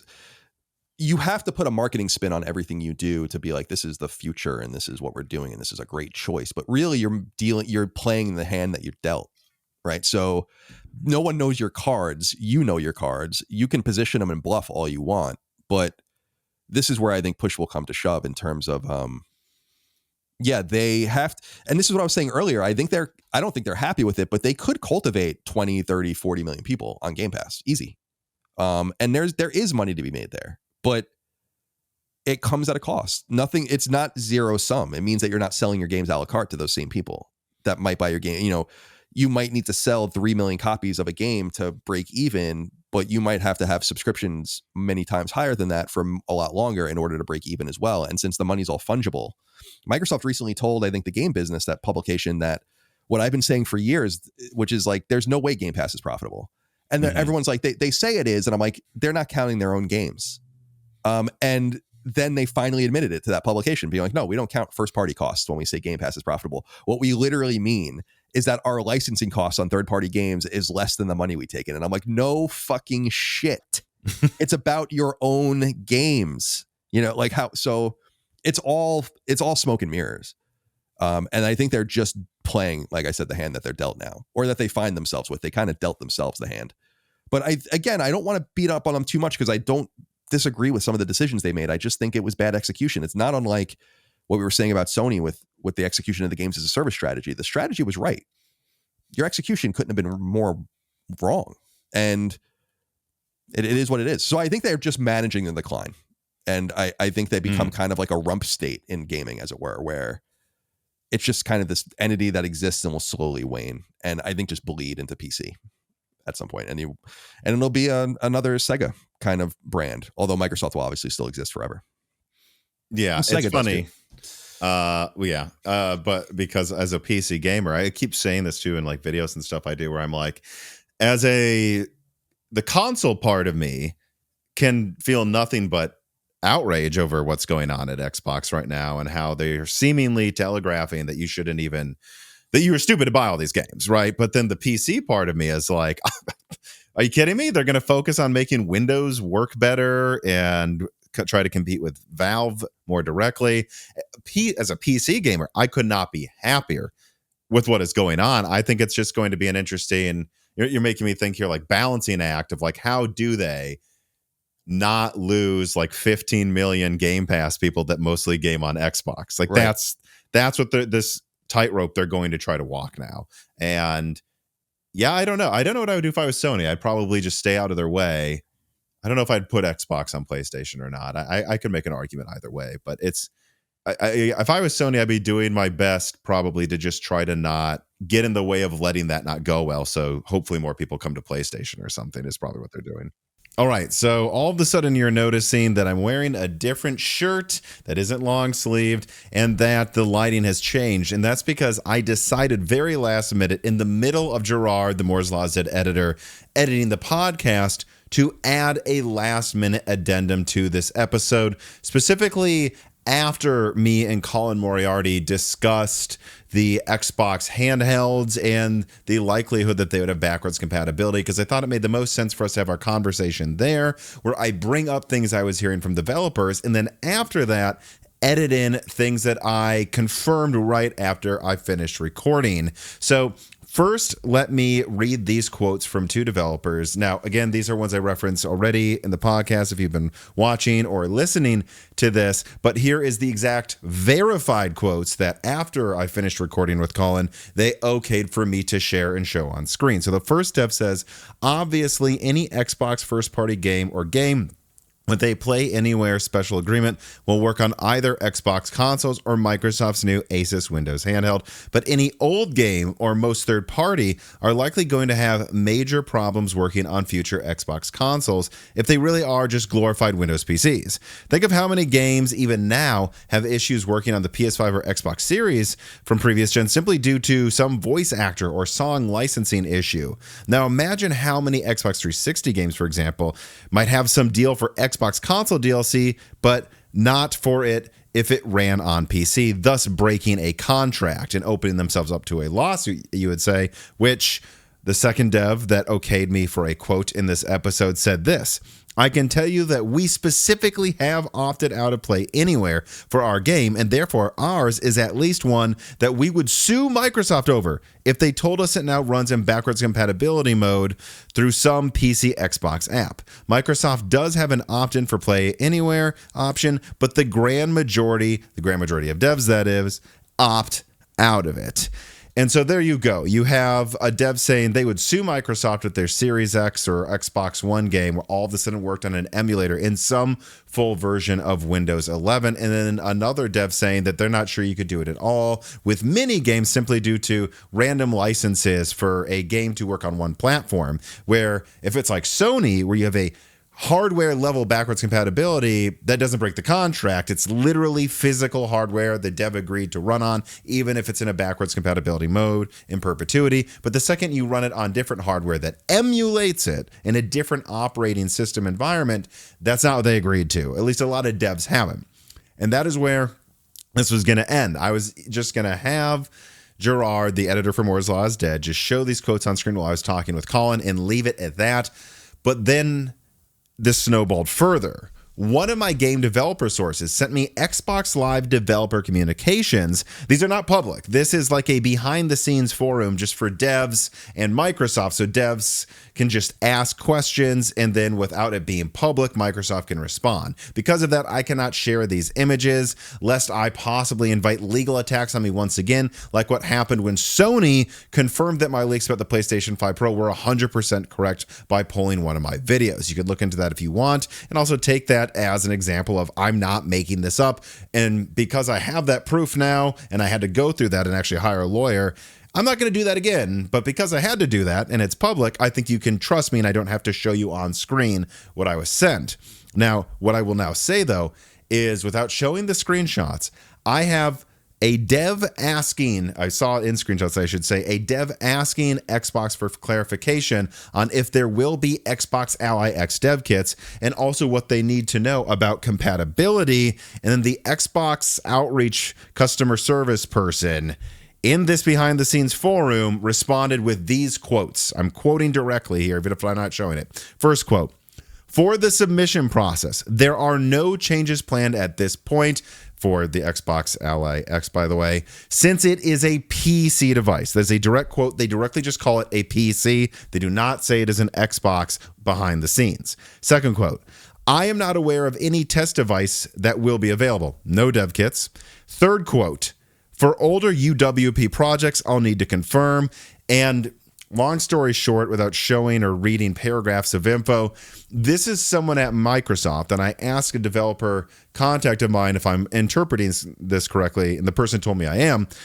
Microsoft directly is saying to a dev behind the scenes that they have no proof of any games before Xbox Series S or X working on the Ally X. Now, they're not saying necessarily none of them will. I'm sure I think there were Play Anywhere titles or some equivalent to that on the Xbox One. Some of those might work.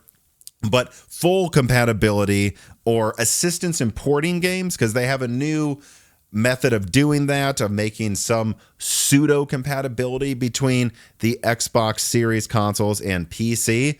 They're not going to help you if it's before the Xbox Series. And so maybe you can, but they're not going to provide a bunch of assistance. And so, yeah, this to me suggests that with people at Xbox not bothering with dev kits or porting help for pre-Series S or Series X games, and then multiple devs also telling me that Xbox would breach contracts and open legal attacks up to themselves if they had an emulator on PC. And behind the scenes, Xbox is directly calling the Ally X a PC. They are not calling it an Xbox. They're saying, you don't need a dev kit. You don't need any of this. It's a PC. Don't worry. It's just running Windows.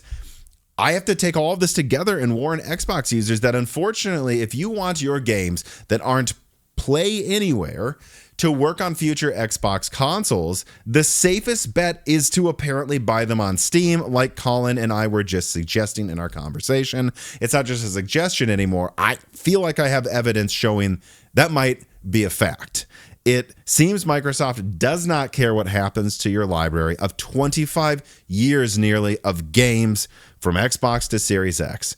And for those that doubt that Microsoft might do this, that they might come out and say, hey, look, if you have a Play Anywhere Microsoft game, obviously that runs on Windows, so it's going to run on the handheld, but your, overwhelming majority of your titles that you've garnered over 25 years, that's not going to be compatible. Anyone who doubts they would do something like this, they have already done that before with the Windows Live, the Games for Windows Live store. In fact, I was a casualty of that. I had Age of Empires 3 on that as a Microsoft published game. That's the way I could get it digitally before they brought it to Steam. And then they killed the Games for Windows Live store. And I will have Gerard show on screen here other people on Reddit who were complaining that this happened to them, that they paid for a game with Microsoft, and that in fact Microsoft promised that even when they kill the Games for Windows Live store, you will still be able to download games you purchased, and then pulled the rug out from that as well, and still did not let you have what you paid for.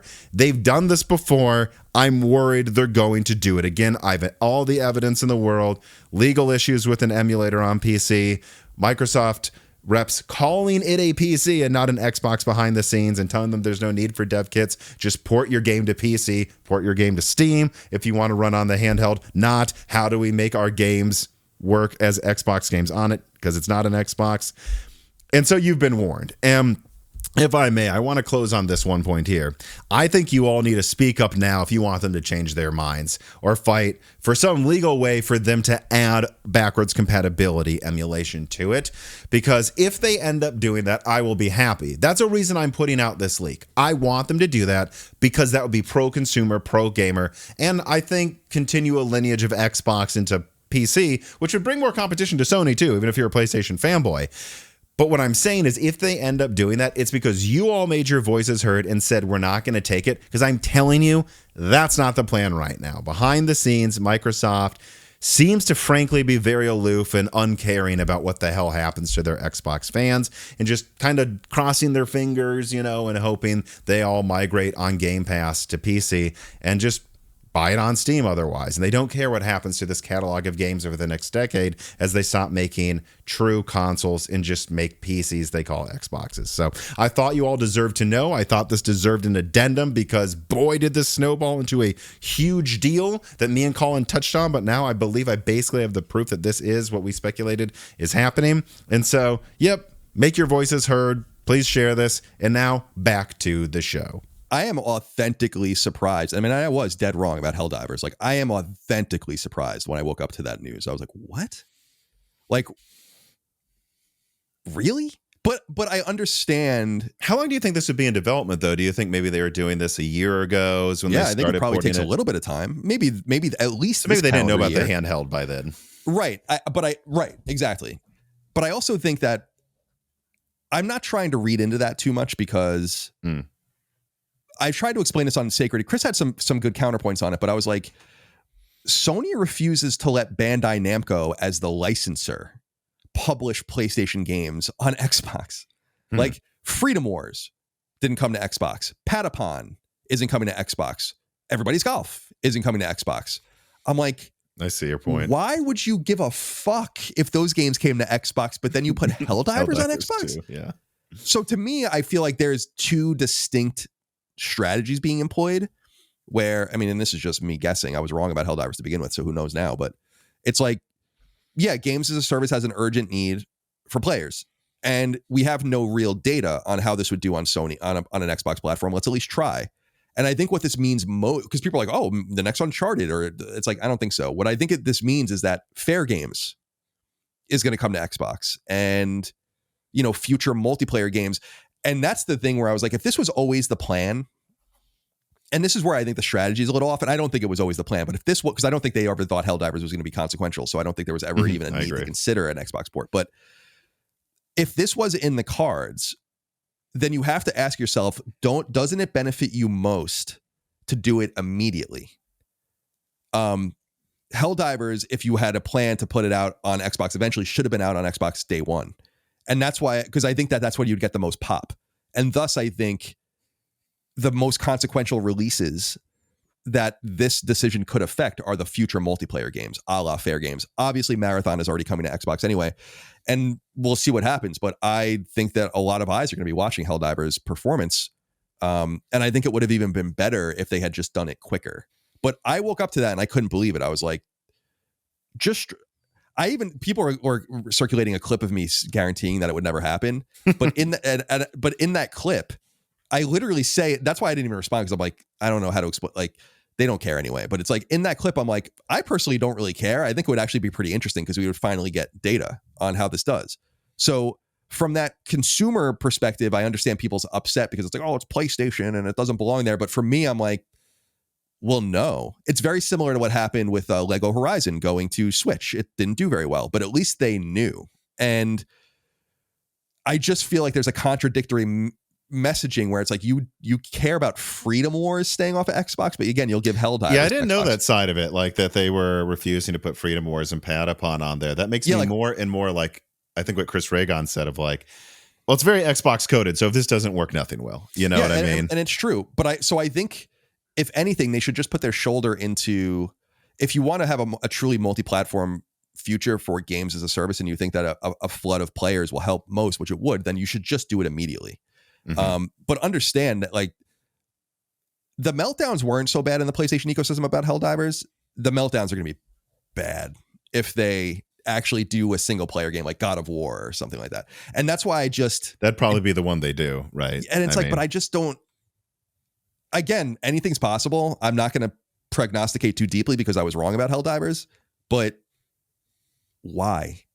Like, especially knowing what they know now about, and it's what you were saying, knowing what you know now, just wait.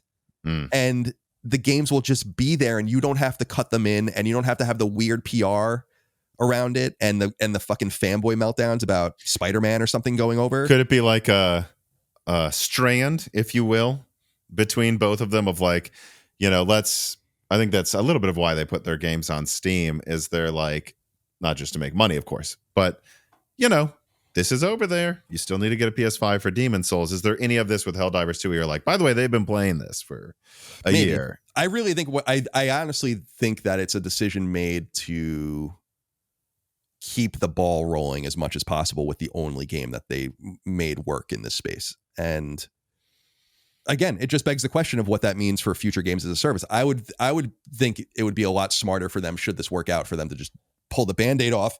That'd be my inclination if I, you know, who am I, right? But that'd be my inclination if I was in the boardroom or something. It's like, pull all the rugs out. We got them, you know.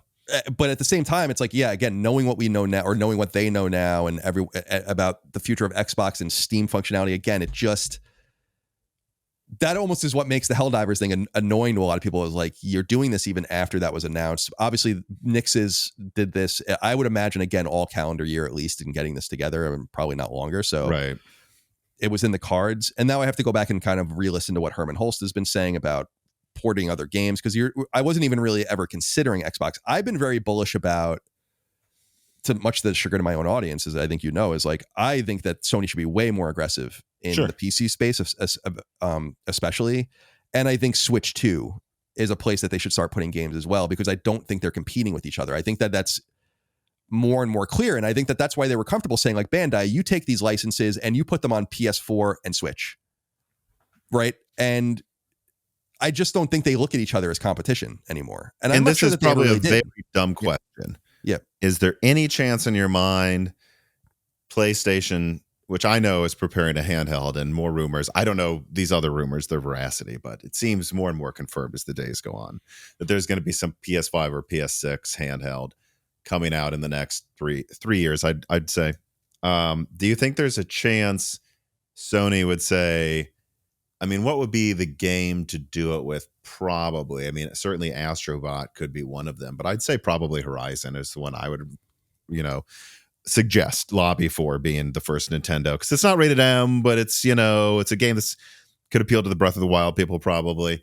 Do you think there's a chance like a PS5, PS6 handheld comes out, and then day and date when that's coming out, Sony puts out a Horizon 1 and 2 package for Switch 2, but it's a Trojan horse to get them to go, we have a handheld as well, and actually it has all of these games? Like, do you think Nintendo would stop that from coming to their console?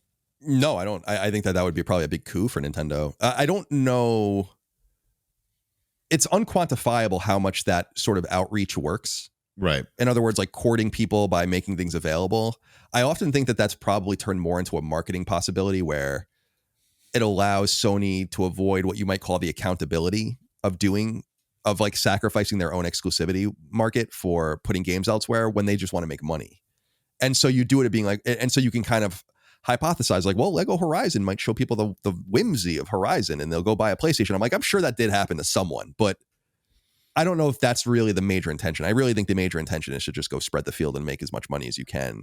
And I know it's a very base economic analysis, but I just think, especially for Sony, things are going so well in most places, but they've lost so much money that I think that they are making decisions that are a little bit different than the decisions they used to make.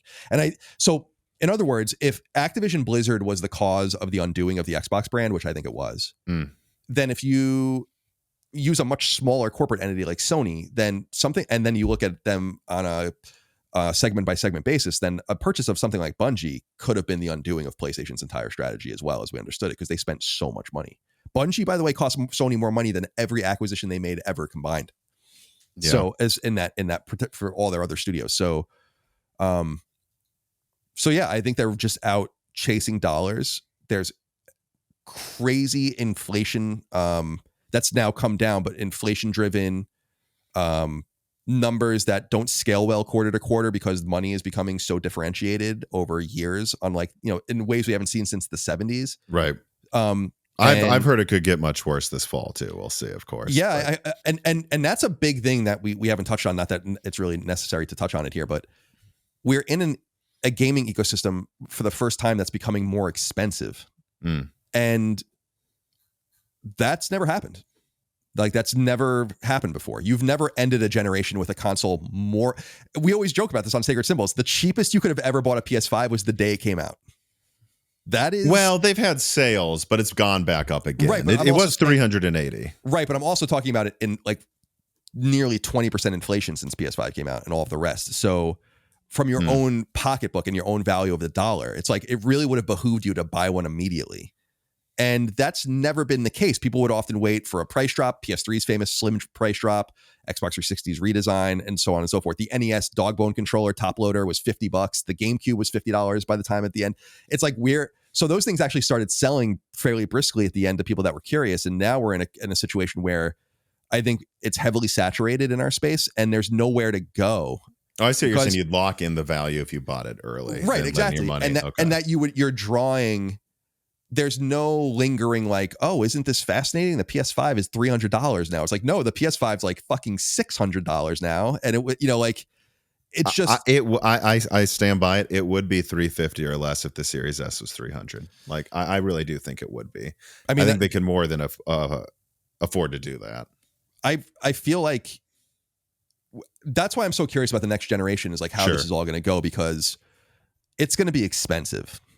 Like, I think we're going to start I don't know if I'm crazy, and you can tell me if I am, but like, certainly we're going to start talking about the PS6 costing what, $800 or something at least when it comes out. I mean, like, how do you let's get into the PS6 talk. Yeah, let's do that. Like, because my instincts are right there. They're right. If the PS5's costs are stagnating and even going up, then how can you release a console that's more sophisticated and it be anywhere near that price? It has to be substantially more expensive, right? Well, so at least right now in the tech world, hopefully, who knows what new Galaxy Brain tariffs will do to this, but right now RAM is cheaper. So actually a lot of this is cheaper. Now, eggs, not, but eggs aren't, we don't build consoles out of eggs. So it's like, I mean, I think in the beginning of the generation, I really have to think here. Like, I think I remember being told from AMD people that like there was right when like the PS5 came out, I believe GDDR6 per gigabyte, which is what of course these consoles use right now, was like, I want to say like $6 to $8 a gigabyte, right? And then in 21 it spiked hard for AMD, especially because they hadn't stockpiled as much as Nvidia ahead of time, and it spiked for them to like $15-$20. So like this was a bold move by Sony when I was told shipping, and you could look this up, I mean, I'm pretty sure some of this is just public, but like shipping containers from China to the US were like $3,000 actually in 2019. It was kind of rock bottom pricing in 2019, I'd say. And then they shot up to like 20,000 in 21. And so if you think about that, that's going from $5-$10 to ship a console for a few months over the ocean to $20 sometimes, and then air shipping could be $50 or something, I was told. I don't quote me exact numbers, but that's my memory. It's a very bold move by Sony when it cost them. Do you remember this? It was like the beginning of 21. They announced they're profiting on the PS5, and then they were just very quiet for a year. Yeah. I think they were profiting for like a day, and then all the prices shot up. I thought it was quite funny at the time. Definitely. Yeah. But, they knew the value of air shipping in tons of PlayStations while everyone's locked inside. We're scared to go outside, depending on how you look at it. And, so it's worth it because we make money in software. So some things like shipping, I hear, are still up, since 2019. Like I think it's like 5,000 a crate or something last time I checked. But that was, to be fair, like 6 months ago. RAM is like $2 to $4 a gigabyte now, like for this. So that's substantially cheaper. Most other components they're using, it's cheaper, even with tariffs right now compared to them. So I actually am not that worried about it being like a $1,000 console unless they think that's what they should do. But what I'll say is I remember when they announced the $700 PS5 Pro, I said, okay, well, if this sells crazy well, it's probably going to be more than that. If it sells terribly, I think they'll go to 600 next gen or something like that. And if it sells well enough, they'll probably target 600 to 750, 800. And that's where I would land on is I don't know the last time me and you talked about this, but my guess would be some 2 nanometer design with like 32 gigs of RAM or something. And it's something that is 650 to 750 is my guess. But it can probably still use the existing disk drives you have, which would be nice. But, so there's going to be some bones they throw out. I would guess, I don't know. They don't even probably know yet, right? But what they're going to charge. But I don't know. I just talked for quite a while there. But like, I don't know what you think about that. Because like, tech costs are different than, and even which part of the tech sector you're talking about are different than from like the cost to buy a home or a car or, or something like that. And I think assuming things don't go crazy, which, to be fair, I've been warned they could get pretty bad over the next year, but this is launching in 2 to 3 years. I think they could get away with launching a next gen for the same or a little more than the PS5 Pro. I don't think it has to be 1,000.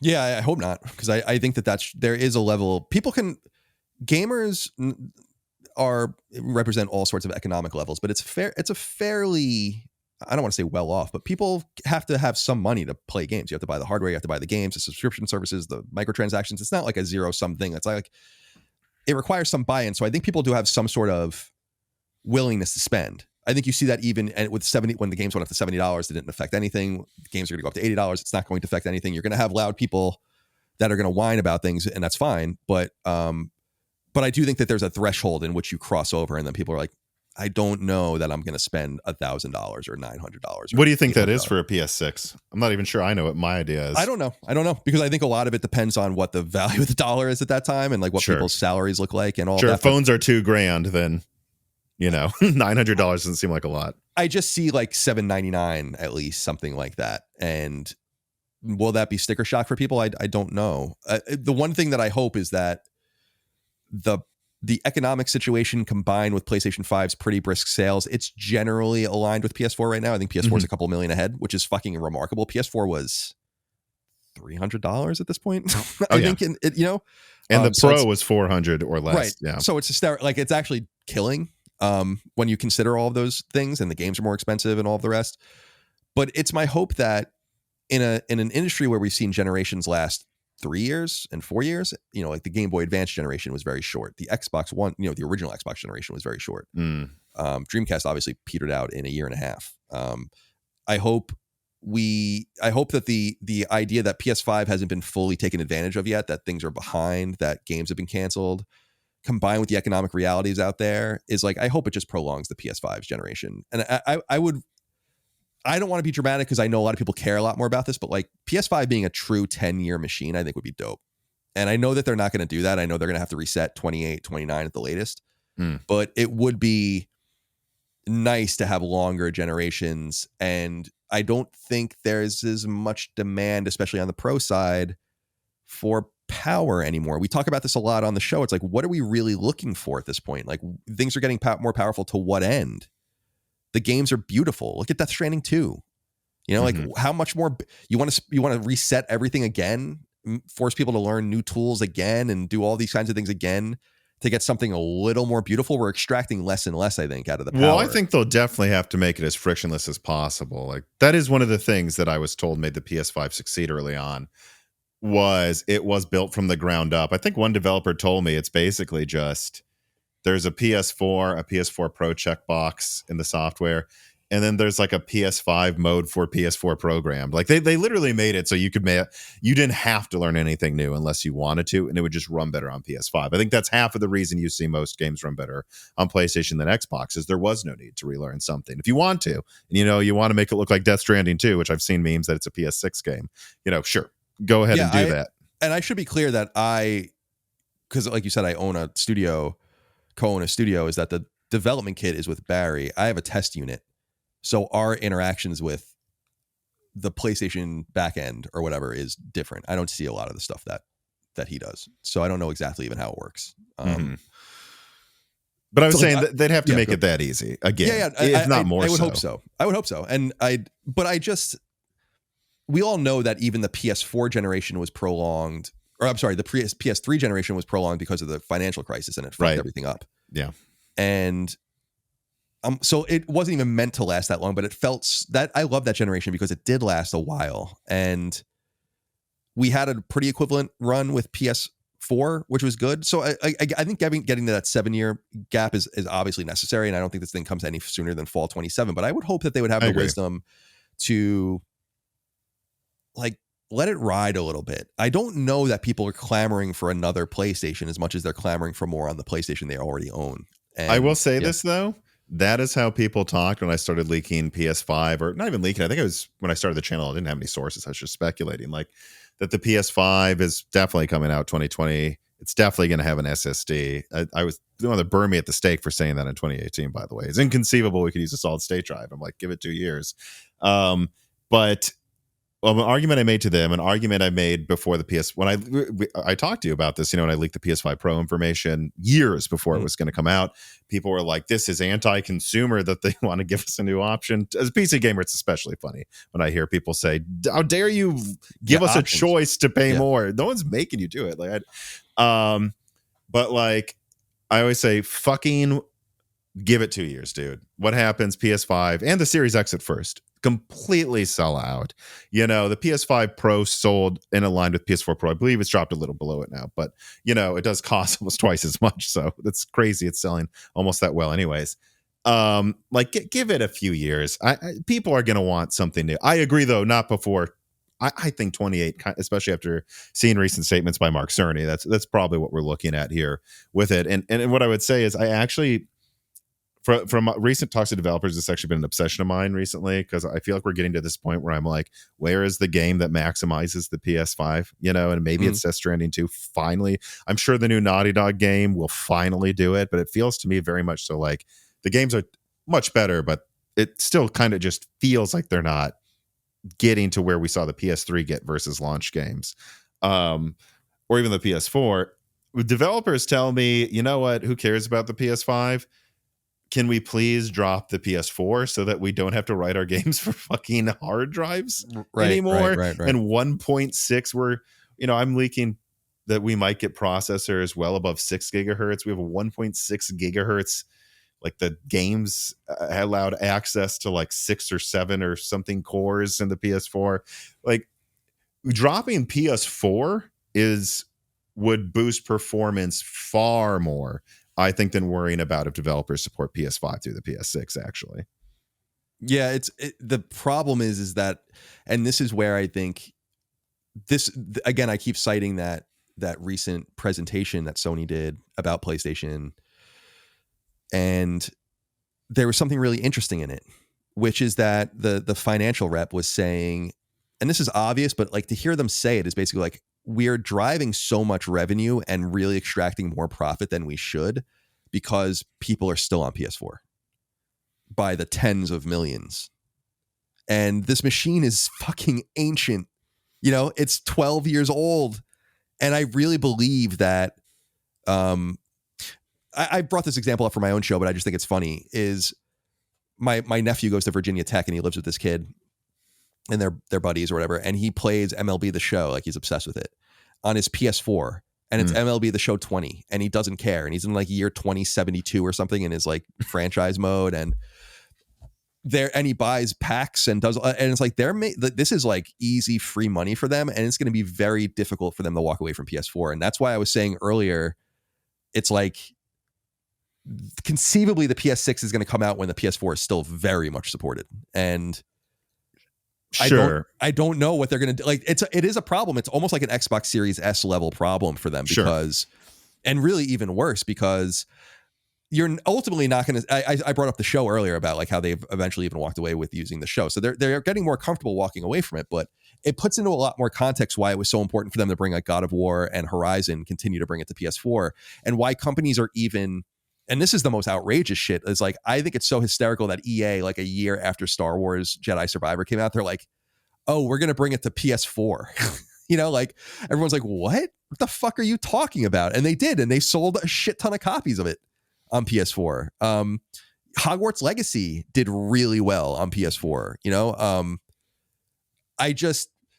I see the numbers. People still play our games on PS4. It's like they're in a, it's a good place to be in now. It's going to be a really tough place to be in, because what they're going to end up, they were in that before with the PS2, remember, where that was a very awkward time too. Not as awkward as this will be, but it was more awkward in a way because they eventually stopped the PS3's ability to speak with PS2 games and deal with them. So like when God of War 2 came to PS2 in 2007, which I always thought was a strange move. If you ask Shuhei and Jaffe about it, they're like, we did that because there was a shit ton of people on PS2.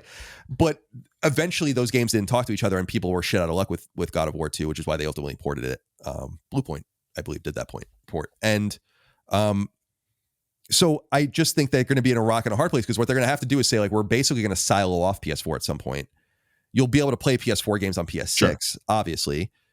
And we'll still bring things like Final Fantasy Tactics. The new Final Fantasy Tactics is coming to PS4. Like, all the sports games still release PS4 ports from the third parties. Maybe you shut that off at some point, but it's a material amount of money. Remember, they haven't reported on it in about 2 years, but there were something like 3.5 million monthly active users on PS3. Yeah, I remember seeing in 2023. So it's like, Jesus, it's hairy out there, and I think they're gonna have to make a decision at some point.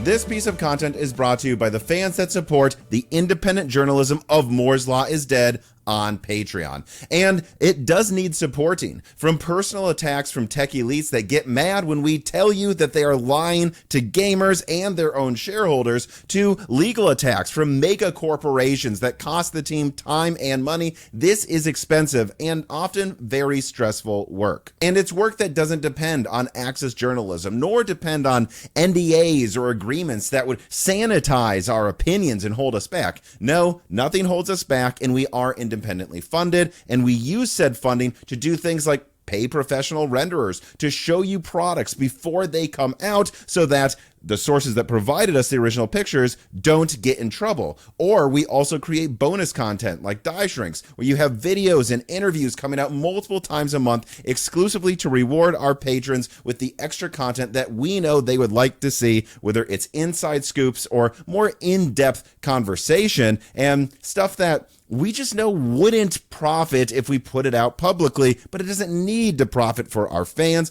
on Patreon because it is self-funded. And so if you want any of that bonus content, or you want to support the independent journalism of Moore's Law is Dead, or honestly, if you just want to support me, Dan, Gerard, Carbon Cry, or Jesse and Maurice so that we have food on the table every day, consider supporting Moore's Law is Dead on Patreon. And to those that already support us there, I'll see you on the Discord.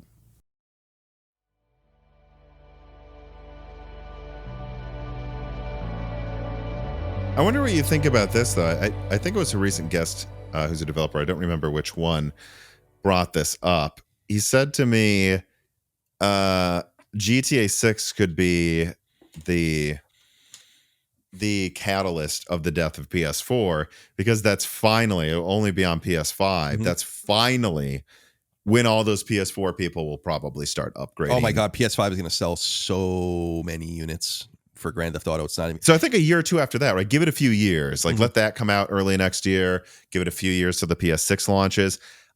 I think, especially, and this is where I want to get into like what I think the strategy should be for the PS6 and the handheld, especially if they have a consolation-S console that comes out a couple years after GTA 6, can run GTA 6, and it's for a reasonable price. A combination of finally a budget PlayStation that is modern with GTA 6 requiring it, that's going to be the catalyst where we see rapid decline and transition over a few years. And that'll probably start late next year, or, well, I guess with GTA 6 and into the next gen. Yeah, that's a great point. And also, ironically, because so many of the games that people are spending the most amount of time on PlayStation are playable on both platforms, people will be able to, so it's like Fortnite or whatever, people will be able to segue, or Football Club or whatever, they'll be able to segue easily to a version that already works. They'll see the difference immediately, and then they'll just continue to spend their money. So, and then Sony will they'll have access to all these other things, and Sony will have access to get them in all these new ways. But yeah, GTA, I was originally much more bullish about, you know, when college football was announced. I'm a sports guy, which is increasingly rare in the game space, and it kind of bothers me a little bit because I love sports so much. But when college football was announced, I'm like, I don't think anyone understands how fucking huge this game's going to be. It's going to be fucking huge. And it ended up being the biggest game of the year, right?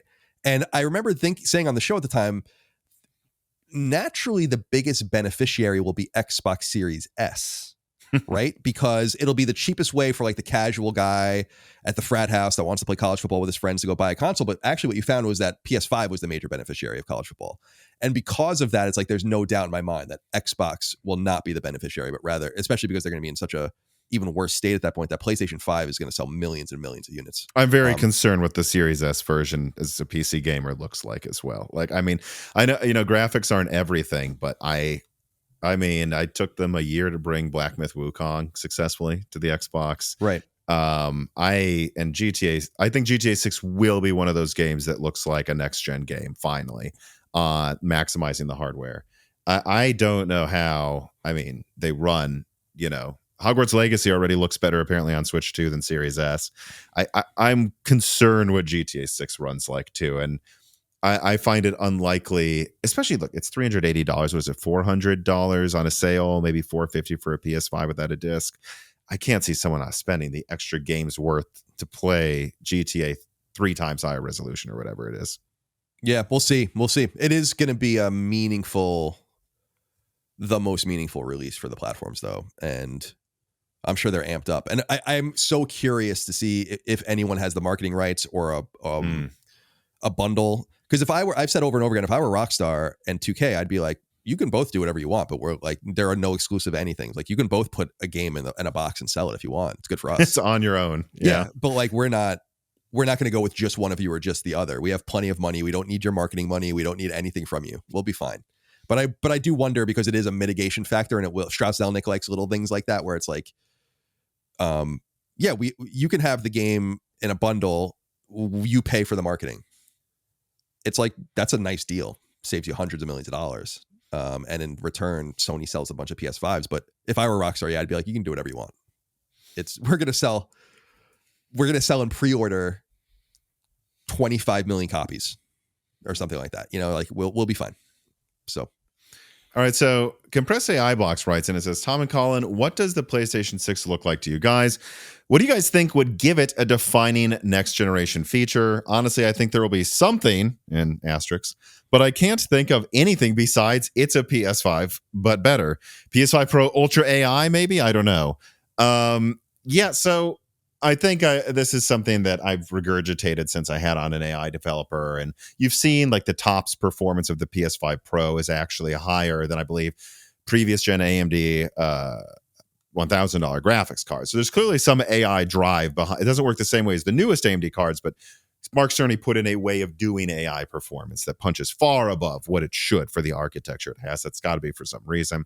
I mean, I personally think the defining feature of next gen, I think 120 hertz will become standard. We're already seeing 120 hertz games on PS5 Pro pretty frequently. And I think you're going to see a lot of games use, or at least try, who knows if this will fail. So far, I'm very underwhelmed by the AI developments on PC. But like some sort of way so that if you're playing like a Fallout 5, and instead of having to choose 4 options, you can literally just speak into the mic on the controller, and the NPC will understand what you're saying and will respond accordingly with a set amount of actions without you having to choose 4 canned responses. And there'll be some dynamic-ish way of like, having different, like a Coca-Cola ad pop up. Sony could sell ads for that too in-game, right? In a racing game or something. Like the AI will define a more frictionless way to interact with NPCs and do new things. And I don't think it will be as scary as people think. It's not like everything will be AI dolly paintings, hallucinating nonsense. It's like, no, like it's just so you can communicate easier with the game, and the game is more likely to know what you're trying to do. Like, I think that'll be a defining characteristic. But outside of that, I wonder what you think Sony's strategy should be, because there's conflicting rumors with the PlayStation handheld.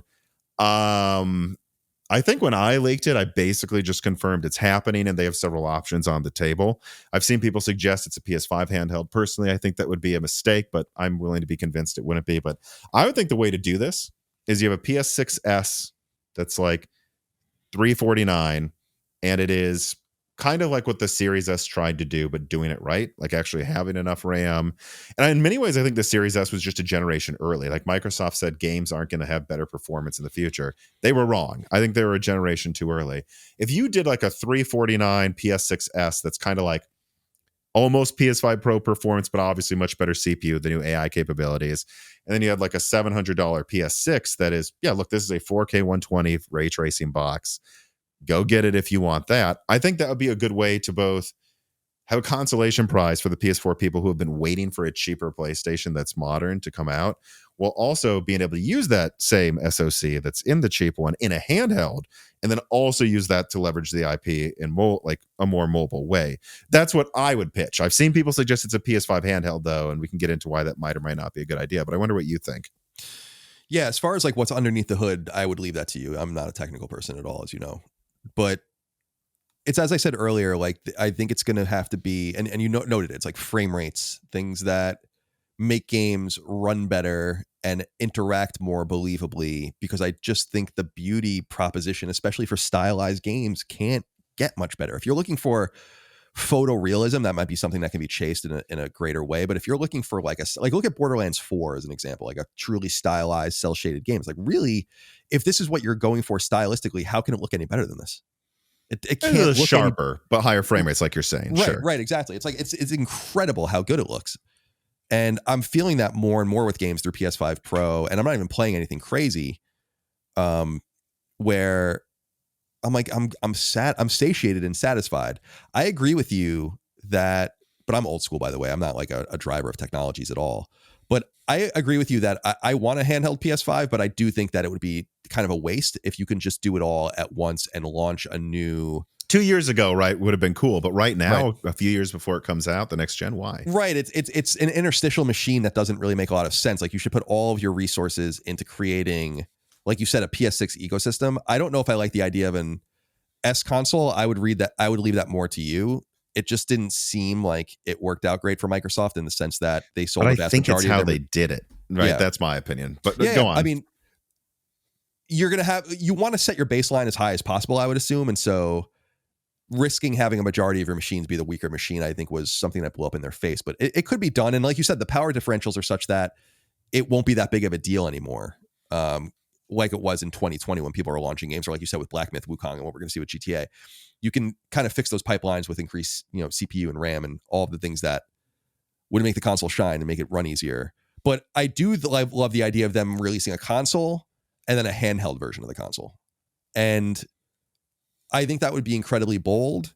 It's incredible where we've come and gone with handhelds. And I think everyone realizes that they have a lot to thank Valve for in kind of proving that there is a market for this. Mm-hmm. It's not very big, but I think it's not as big as it could be because Valve doesn't spread the field themselves. And I don't think Valve expected it to do as well as it did. Like, had they had the foresight, they probably would have mass produced way more. Right, exactly. And I think so. I think the cost differential, or it's like having a PS6 at X cost and then having the handheld presumably at X plus cost, I would assume would be the more expensive option, right? I mean, that would make the most sense to me, is something that I would like to see in 2028. Although I think you could see it in 2027. It would be cool to see it in 2028 and just kind of launch everything with a cogent message of unification between these things. And I got to say, dude, I gave Valve their props, right, for high-end handheld hardware, right? You got to give Nintendo their props for saying... They were really the ones that did it. Yeah. Right. But for saying also, listen, from their perspective, we're the progenitors of handheld gaming, basically. I mean, you had Atari Lynx and a few other things, Game Gear. And for many years, we made a fundamental mistake, which was we divided our resources between these two things, sometimes between three things, the famous three pillars of when they had that picture. It was like GameCube, Game Boy Advance, DS, and they were all going to run at the same time, and they're all going to get all their own resources. And they're like, then we PS3, Vita, PS4. Sony made that mistake too. And it's like, then they realized, what if we just made the console a handheld? We have to make a concession with power, but we'll do it. And then we can funnel all of the resources into this one machine. And it worked out beautifully for them. And so I think between Valve showing that it could be a high-end machine and between Nintendo showing the resource management necessary to make that work, I think you put those two things together. Because I think Nintendo's never going to make a high-end machine. People forget how powerful some of their stuff was. I mean, the GameCube was a very powerful machine, and so on, but for its time. But they're never going to make the super powerful machine, but they really figured out how you manage it. And I think that you needed both of those learning lessons, and smart people at these companies were like, yeah, actually we could fold it all together again. It's fucking unthinkable considering the way that Sony treated Vita specifically, that they would ever go back, but they will. And I think Portal also is a huge surprise for them. They apparently still can't make enough of them. I don't know why it's so difficult for them to make. I bet they're worried if they make too many, right? Like, there's a fine amount that are even interested in this, and they have to find it, because if they don't, you don't want like the PlayStation Move piles at Best Buy for half off or something. Sure. So I think that I think Portal gives them good data. They're really willing to talk about the Portal data too, as I always call it, it's an engagement machine. They always say people spend an hour more on their PlayStation a day if they own a Portal and they play later into the night. Every hour you spend on there is more money potential to them. So I think they're looking at all of it and saying, like, the future of our ecosystem, at least for PS6, is going to be a we meet you where you are machine. And if we don't play that game, we're going to lose, because Nintendo is playing it so strongly. The PC space is becoming unified around this theme. So I think that's what it's going to look like personally. Is you're going to have and again, what the fuck do I know really? But it's like you would have a hardware PS6 you would plug into your TV, a handheld PS6 that you can buy, and I would assume the handheld would be the more expensive option. So, but here's the interesting thing, though. When it comes to cost, I could see the handheld actually being the same price or slightly cheaper. That would be sick if they did something like that. Like where I do not think it'll be 500 though. I'm guessing it's more than that. But we'll see. But it would be cool if they said like, yeah, make your choice. Like X amount of money, you make your choice. What would even be cooler, and I remember saying this about PS3 and Vita and PS4 and Vita, is like bundle them together and say like if you buy the PS6 hardware and the PS6 handheld together, you get it for $1,000, right? Like push the units out that way. I think that would be brilliant. I don't think they'll do it. You can even have friends do it, like they split the deal, right? Exactly. But now you save the money. You've made 2 sales instead of 1. That exactly. I mean, that kind of stuff I think would be awesome if they really did that kind of and leaned into the marketing as option. Like PlayStation 6 is all about you. Where are you? What do you want to do? How can we meet you? You're on a road trip, you're at a campsite, you're in front of your TV, you're in the car.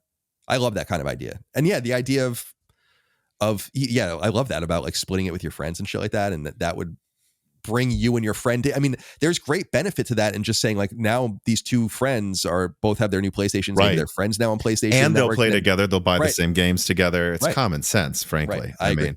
I agree.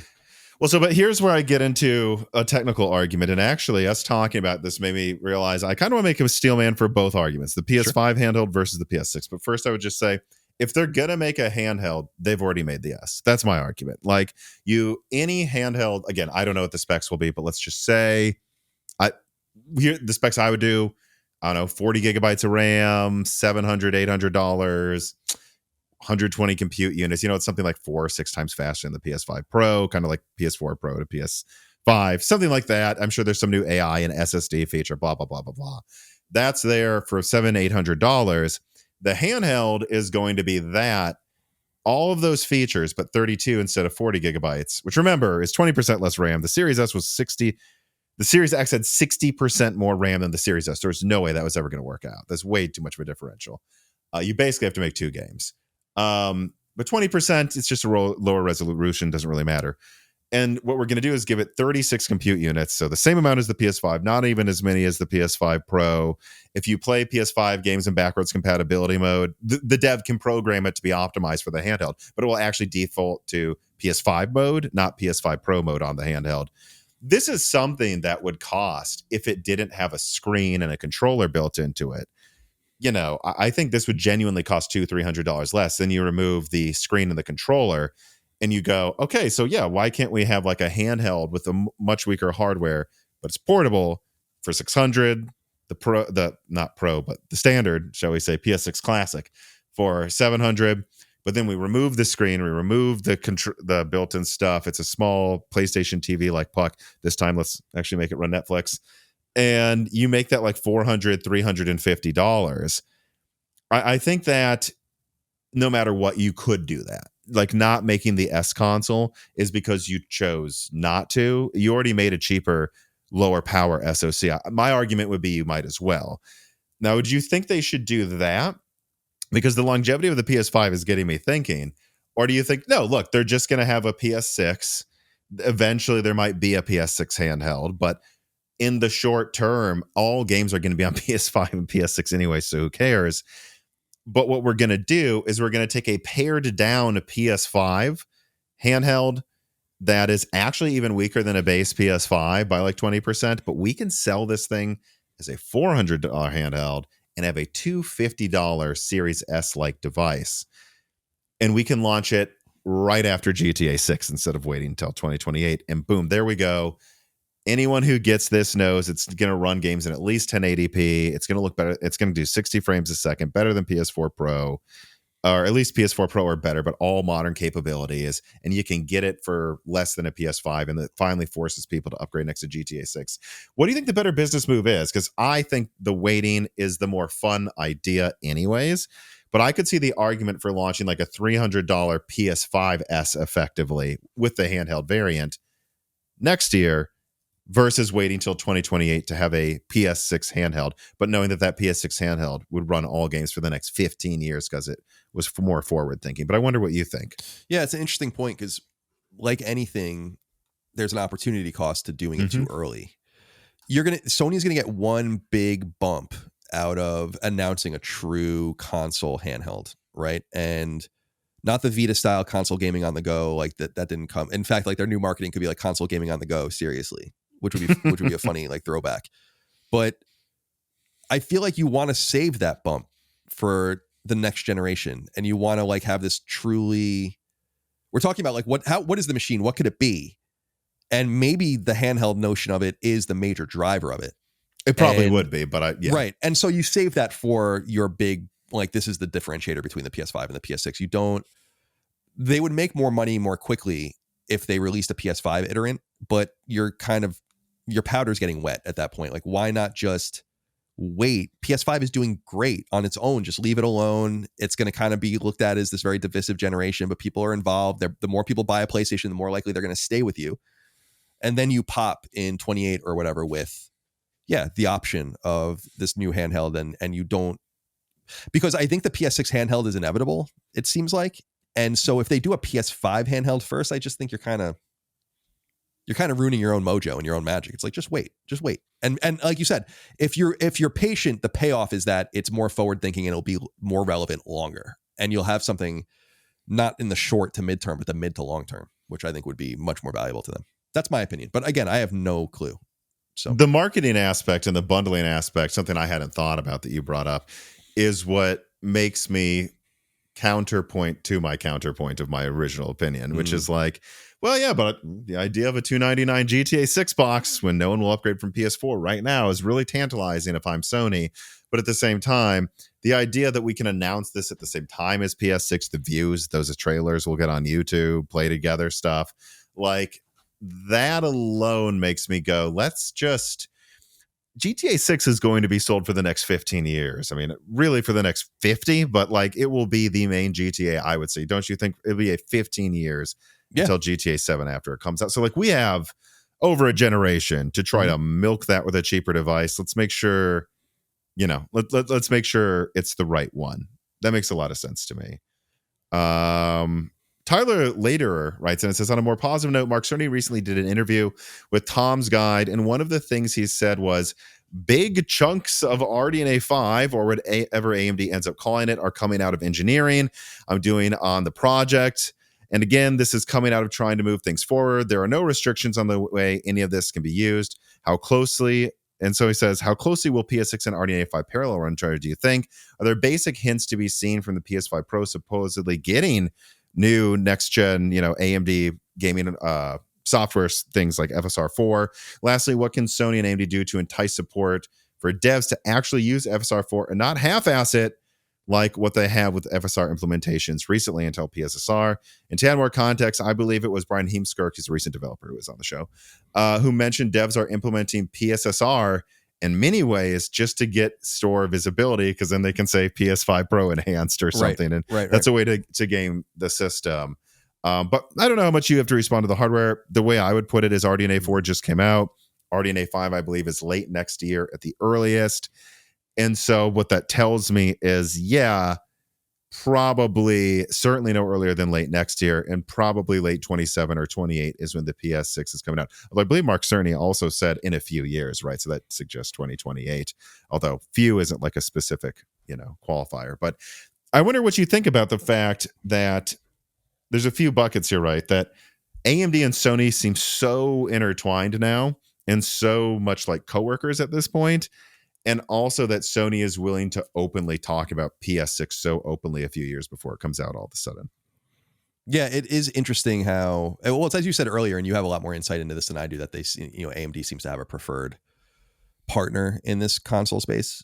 I saw that Tom's Guide article, and we dissected it as best we could. I really rely on Dustin and Chris to do the technical stuff for me, because I'm completely stupid with the shit. But it's nice that there's even functionality where the hardware you can buy can really become materially better with new tools that are not so dependent necessarily on the power of the machine, but rather just the ingenuity of the software that's running on the machine. And while that's not necessarily a novel thing or new in the tech space at all, it is somewhat novel and new in the game space where you kind of launch with a static machine. And so I don't know. The AMD stuff, you're going to be much deeper into it. I have no insight into, the nature of the innards of the machine or anything like that, or what makes the most sense. So, how do you think about it though, as someone that doesn't usually follow this stuff, like seeing them announce, and we don't really know what this means, but I guess I would say, at a minimum, from a technical point of view, it seems like PSSR 1, which I've already leaked some details for PSSR 2, of course. I think you covered that on your show. It seems like it works well, but not as well as the latest FSR, although it came out before it, so who cares? It's not like they screwed up, but they came out first. Or the latest DLSS, and it seems a little handicapped by CPU performance. And just so you know, that is to say, like, if you're not rendering natively on the GPU, there is some work being done somewhere else, even if it's more efficient. And it seems to be held back by how fast the CPU is on the PS5, so that, like, you get more frames at the minimum, but not at the maximum, because it's capped by the CPU having to do more work, if that makes sense. Right now, it seems like they're trying to alleviate that and bring better image quality.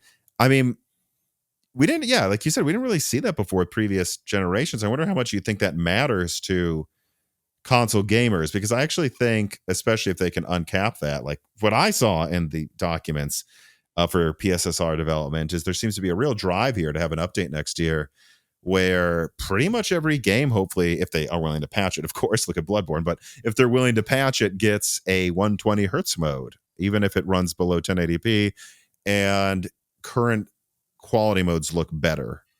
Like, I wonder what you think that could mean for it too. And I think he even said he wants to bring PSSR to the original PlayStation 5 or something. Yeah, which is cool. So does it matter to the average player? I would imagine it matters more to the pro player than the average PS5 player, because they are more, like, I bought the PS5 Pro because I wanted it, and I wanted a more powerful machine. I specifically wanted to be able to finally play Silent Hill 2 Remake, which I thought was kind of a mess on PS5 when it first launched. It's shimmering and just looks like shit. And so I was eager to get my machine, but I think a lot of people do buy in for the long term, for the promise of a game in the future that they're really looking forward to, a Death Stranding or a Ghost of Yotei or a GTA or whatever, to run better. But to have dynamic updating, like the only other console that I really remember getting dynamically updated to such an extent is in a real functional way was the Xbox One with the backwards compatibility stuff, which I thought was really impressive, because as I remember, that wasn't supposed to work, right? And then they kind of patched it in and made it work, and that's how they got all of those, a really great marketing maneuver to get old games running, and people can still buy their old games on the machines and stuff. So way more functional than PlayStation is still to this day. But yeah, I just think to the average PlayStation player, I think they buy in. If you're into like modularity and true power, and if that really matters to you, tweaking settings and stuff, then I don't know that you're a console player to begin with. So I think that anything they do to this extent is done probably to alleviate bottlenecks for the developers and make games better that are already on the machine, as opposed to like really appealing to the market that buys a PS5 Pro. Because I still think, like, I buy a PlayStation or I play console because I don't want to deal with all that shit. That's the attractiveness to me. So if it's happening behind the scenes and it just works, I think that's going to work great for people. You mentioned this. I won't even read the full reader mail. I'll just ask you, like, and maybe you can just answer from a business perspective, because it is my opinion they already have this working at least like 80% in the labs. They would just need to give the green light and spend 6 months finishing it. But like, do you think we're going to get full backwards compatibility on the PS5 ever at this point? It's feeling pretty late in the gen. I don't think it's going to be full. No, I think I was fascinated by what are those guys called? Implicit Conversions. The studio that does the Syrup engine. They're the guys that port all of the PlayStation classics to, so like they do a lot of the PlayStation classics for Sony on PS1, PS2, and PSP. And they put out a roadmap where they're like, things we're doing, things we want to do, and like things we're kind of cooking. And one of the things they're cooking is like PS3 emulation. And so like there's now external partners of PlayStation that are actively working on this. My question is, it's not even a question. We all know what the bottlenecks are in this. Like, it's because the PS3 was so malleable that people manipulated it in different ways, and there's no one size fits all. Right. I remember solution. talking about that with you. Yeah. Right. And you know this a lot better than me, but that's how I understand it. And the thing that bothers me is like, they've been working on this problem for so fucking long, and the PS3 library, especially PS3 games that are meaningful that need to be migrated over, are not that many that you have to kind of start wondering, wouldn't it have been a better use of time and energy to just port these games one I was by thinking one? that too. Like, just take the top 100 games, Mhm. hire 5 studios, get to work, and we're gonna. Yeah, me and you talked about this, I believe, on Sacred Symbols Plus. Like, couldn't you just do like the monthly port, like, and just do that for 5 years for Right, like Resistance 2 is here, everybody. You know, it's not trivial, right? I'm not trying to trivialize it, but what I am saying is that there just aren't that many games. Like, for instance, even the Uncharted games, like, you wouldn't even have to do those. They're already on PS4, right? Like, you have to get, and Heavy Rain and Beyond Two Souls. Like, there are a shit ton of games that were already ported over. You're looking at games like the Resistance games, the Killzone games, some Ratchet games, and so on and so forth. But there are so it's getting frustrating because I'm like, I understand the problem is serious. If the problem wasn't serious, they would have done it already. Like, I people think it's like a game to them or something. It's like, no, like, they want to fucking solve this problem. There's nothing more they want than to put a bomb inside that PS3, server center and blow it up. It's a big problem, but I just think that they've spent so much time looking for a technical one-size-fits-all solution, seemingly, that they've really missed the opportunity to, like you said, there are only X amount of games on PS3 anyway. It's quaint compared to today. It's like a few thousand games. You're looking at scores of games tops, 60, 80, 100 games tops that anyone would even give a shit about. And then you just get to work on that. So I think you and I are in agreement, and I think that that's a major frustration, but the problem is fairly serious. I mean, obviously, it's. I used to make fun of Sony's. I'm just, by the way, I'm looking. It's like the number one games would be what? MGS4, the right, Infamous games. Infamous, right? Resistance. Resistance. Killzone's quite damning, I think, too. Yeah, I mean, and then Siren Blood Curse. Honestly, like, we're already getting to a point where it's like, actually, just those ones? Yeah, like, we're almost done. There are, yeah, you absolutely are. There are like miscellaneous games, like Heavenly Sword would be a good Heavenly one. Sword's on the list I'm looking at too. Right, like, but they could have. So I don't want to trivialize the work. Even Metal Gear Solid 4, it's funny, like, that's obviously going to be in the next Metal Gear collection. I mean, that's obviously going to be the centerpiece of it. So even that problem has been so long in the making that Konami itself is going to solve it. I think it's gotten to the point where it's not important to that many people. I want to be clear. People clamor for a new Killzone or a new Resistance, and I'm like, dude, Resistance 3. I mean, I do too. I love those games, but Resistance 3 sold literally 2 million copies. So it's not that urgent. But I think it is important for their ecosystem and for the continuity of the ecosystem to solve this one lingering problem. The PS1 and PS2 games, that problem has been solved forever. And they're coming every month, and it's great. People are mad about the cadence. I know Dustin's really mad about the cadence. I'm like, no, like, you got to let this go for years, publish good things for years. But the PS3 problem is one they have to overcome, and then ultimately they're going to have to go and fix the Vita. Because it sounds funny, but there are games over there that need to be ported over. Like, there's a fucking mainline Uncharted game on Vita that no one can play. There's a Killzone game, and that's going to be a real port, by the way, because they need you can't hold a controller and a dust into off. A light. Yeah, like they're going to have to. Well, you might be able to in a way, but that would take real porting. There's a way to translate it, but you'd have to do it. The Vita version of Uncharted forces you to hold the camera up to a light at one point, and it's cool, but I remember specifically because I was playing on a plane, so I was using the light above me on the People seat. Are like, what the hell is this guy doing?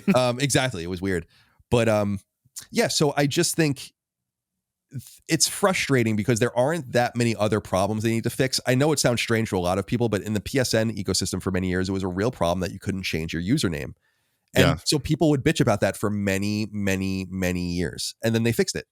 And now there's really not that much more to bitch about except for the availability of some of these legacy games. And it is my hope that Implicit Conversions is working on a PS3 solution with Sony's blessing, because they seem to have been so effective in porting en masse a bunch of PS1 and PS2 games. So they're a good partner.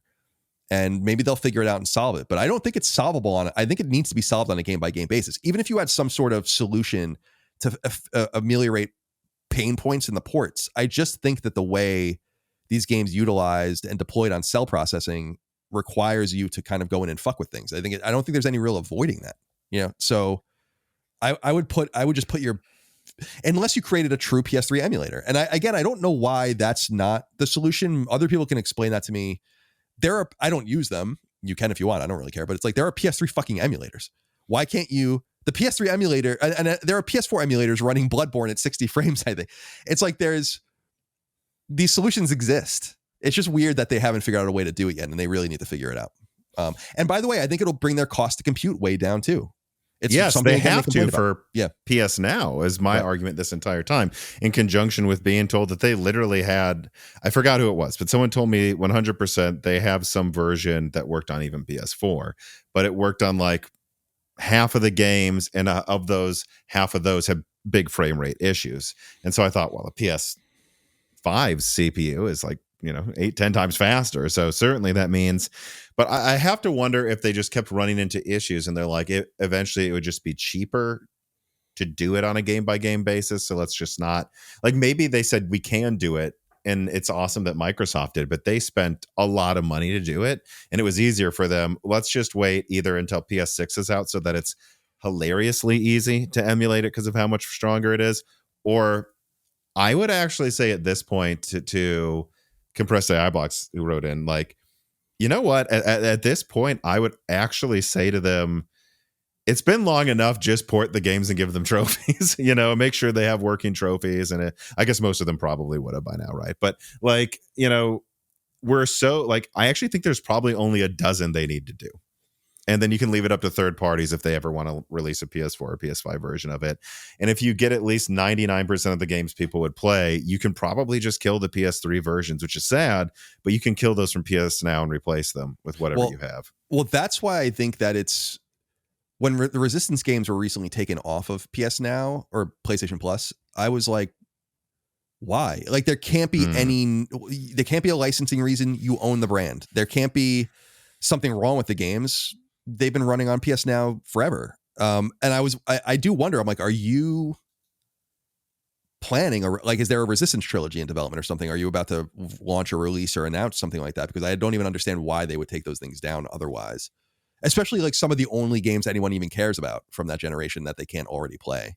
So it could be that this stuff's already in motion, but we've been thinking that for many years and nothing has come of it. So, but the second that those games are available again, it would be so fun to play those games again, man. Especially if you could play co-op online with them. Like, just go back with your friends. Remember 20 years ago, by the time they come out, probably, if you can believe it, it'd be fun. So we'll see. I mean, I'm hopeful. The good news is that their true need to do this is minimal, because as we were saying, there's just so many games and so many games available, and people are just tracking towards these very specific titles that I don't think that they feel a real urgency. It's not like when Xbox really made backwards compatibility work on the Xbox One. There was a real urgency to make that happen. Like, they had to do it, and they did. They made it happen because there was a need. So we'll see what happens. But I think the Resistance games being taken off of PS Now was a fairly big deal. And I think, you're right about Sony openly talking about next gen platforms, by the way, too. Like, it's so funny. I don't know if there was a job listing from Firesprite, one of their British studios, the guys that did the Horizon VR game. And people were talking about, it's interesting. They're hiring for like what seems to be a horror game. And I'm like, is anyone reading it? It says next generation hardware. They're making a PS6 game. Like, well, so now is when you'd want to start. It takes 25 years to make a game. So they're already hiring in earnest, talent for those projects. So yeah, things are moving fast. It almost makes you wonder too, if they should just save PS3 backwards compatibility / announcement of like 30 games being ported for the PS6, just to have like handheld, new console, and yes, you're finally getting, just to have that, like, this feels like a new console generation feeling. You know what I mean? Yeah. Have like finally closing the loop and using that in your marketing to say like the first PlayStation that plays it all or whatever, kind of thing. I think would be really cool. And again, Vita would be the only other thing that they would have to overcome. And that would be even more trivial. Like, there are already ports of the biggest Vita games. Like Freedom Wars already has a port. Oh yeah. Persona 4 already has a port. So it'd really be limited to like Uncharted, Killzone, and like a select few others. It would probably be fewer than 10, so maybe even fewer than 6 or 5. So that would be cool if they even did that. And then they can really, market the shit out of that. And I think that would be fun. So yeah, that would be, I'm all about saving keeping your powder dry. I love that until it's time to really go. but who knows what they feel like they need right now. It seems like they're really running on a lot of inertia. And so you might not want to mess with that. All right. Final question I think will be fun to end on. I skipped ahead of it, but then I'm coming back to it just because you mentioned it a few times here. And I'm not going to read the whole reader mail, but it comes from AI Algorithm that joined Patreon. And he asks, basically, why did you think the PSVR2 has failed? Do you think it failed? And what do you think's going on there? I'm curious what you think. Yeah, I think they, in all of their states of play, they have a block of PSVR2 games. They're still obviously facilitating and lubricating the commerce of VR games on their platform. And there is a dedicated group of, it's unclear how many people that don't own PSVR2, but really love it and play it. It's probably in the hundreds of thousands. And I think if anything, the PSVR2 is not done well. I have one. I barely play it. I've lamented that I just get so motion sick when I want to play the games that I really want to play. Like that, I think Arizona Sunshine is really cool. It's like it's an old game, but I have. I know what it is. Yeah, it's like a zombie one, right? Right. It's like a zombie first person shooter, but like I can only play it for literally 20 minutes and then I want to like throw up. Oh. And I didn't even know that I had that kind of problem because I was always playing VR games that were static, like you were in a cockpit, or you were walking slowly, or it was like on rails. But a game where you can really move around and be in the world, I was like, this is so fucking cool when I was playing. I'm like, this is so impressive. I totally get it, why people are into this, but it just doesn't agree with me. And so that's a bummer to me.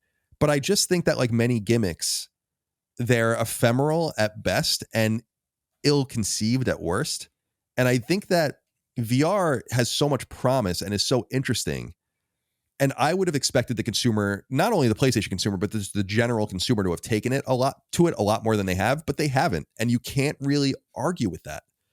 Like as good of an idea as you might think it is, and as cool as the tech is, if you can't convince people to buy in after many years, I mean, this VR kind of thing has been going for 12, 13 years as a consumer device. It just doesn't seem like it's ever really going to happen. There are people that are really enthusiastic about it. My little nephew who's just going into high school, he's like obsessed with MetaQuest. Like that's like his shit. I bought him his PlayStations and he's into all that stuff too, but he's like really, really into it. And him and his friends play all these really bespoke multiplayer games on it and they really enjoy it. But I just don't know how big that environment is. And it's obviously going to be quite small when you require dedicated hardware twice, basically, in order to play your stuff, because you need the PS5 and then you need the PSVR2. So it's not for a lack of trying. And I actually think that Sony deserves some credit for trying to tap into their old corporate mojo, as it were, of being like, we make things. Let's not forget that. Like, we make cool, crafty electronics, and we believe in this particular thing. It feels like old Sony, and I think that's cool. And they're doing something right that Microsoft didn't. The 3S Xbox edition doesn't count, right? Exactly, and I think. You know, do you know the account Obsolete Sony on Twitter, and he does like his blog and stuff. It's you'd love it. It's fucking awesome. And I'm friends with the guy that does it. And he's been on the show and on my show, and he just tweets out pictures and press releases and all these things of this old Sony shit from like the 60s and the 70s and the 80s. And it's like, these guys were making so much random shit that it's like incredible. Too much, to be fair. I mean, yeah, my favorite example is, yeah. I don't know if you remember when Sony launched 2 tablets at the same time, and famously they didn't realize they had 2 teams working on Android tablets. One of them was a clamshell one. And then they were like, I guess we're launching these to compete with each other in the same month. And Sony was so big and bloated, they did not realize they had the same program twice. So, you know, there was also that. Right. No, definitely. I mean, they ate shit a lot. I mean, they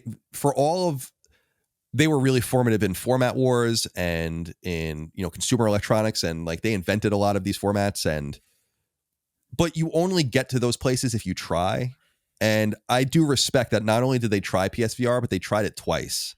And I think that it just goes to show that there was a firm belief that this could work, that there might be a consumer future for it, but it doesn't seem like people are really into it. And at this point, I'm really wondering if it really is going to just be an AR solution that, whether it's glasses or ultimately in the coming decades, just something in your head, heads-up displays and all of the rest. So why did it fail? I just don't think you can. I really think it comes down to you can't argue with the consumer. And you can twist and finagle this thing as they have for literally 10 years. And it is what it is. And so I just think I appreciate them trying. It's not going to work. There's not enough people interested in it. And it's price prohibitive. It's game prohibitive. They don't even sell the fucking replacement controllers for the PSVR2. It's like there's like a lot of like really weird shit going on with it. But yeah, I don't know why. I would be curious to know what you think, but I just think that like the market clearly shows that this isn't happening really anywhere in a mass market way. So if you were to ask me, and I would still say this to be fair, but if you were to ask me like a couple years ago and you were to say, hey, in the future, Tom, PSVR2 seems to be getting kind of waned down and they're basically seemingly done for the foreseeable future.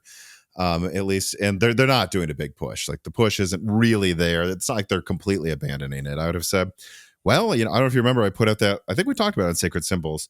I put out that leak about the MetaQuest 2 bomb cost. Like I got access to that and I used that to say, well, you know what? I can now tell you with certainty what it costs to make the PSVR 2 within like 5%. And I'm like, well, I don't remember. I don't remember if the original price was $400 or if it was $500. Yeah, it was expensive. It was like $500, I want to say. And I was like, this thing could have been $300. This thing could have been. And they were kind of the most used VR device until Meta took over, but still they're the number 2. If they would have just gone for it like they did with the original PSVR, where I feel like they were making a slight profit at most instead of trying to make a big profit on each one sold, could they have doubled down with the $500 or I guess at launch, right, $400 or $450 box that has a $300 VR for the price of just one PC VR device? You are getting the whole thing together. Mm-hmm. If they would have tried to do that quicker and not tried to make a ton of money off of each unit sold, I feel like a couple of years ago I'd have said, well, they didn't do that and that's why they failed. People don't want to spend $500 for a non-wireless headset. Meta proved wireless is the way to go about it. I think you said your cousin or nephew does that. Like, I have one, and that's why it failed. But, it's funny. Meta sales aren't the best. Apple VR failed.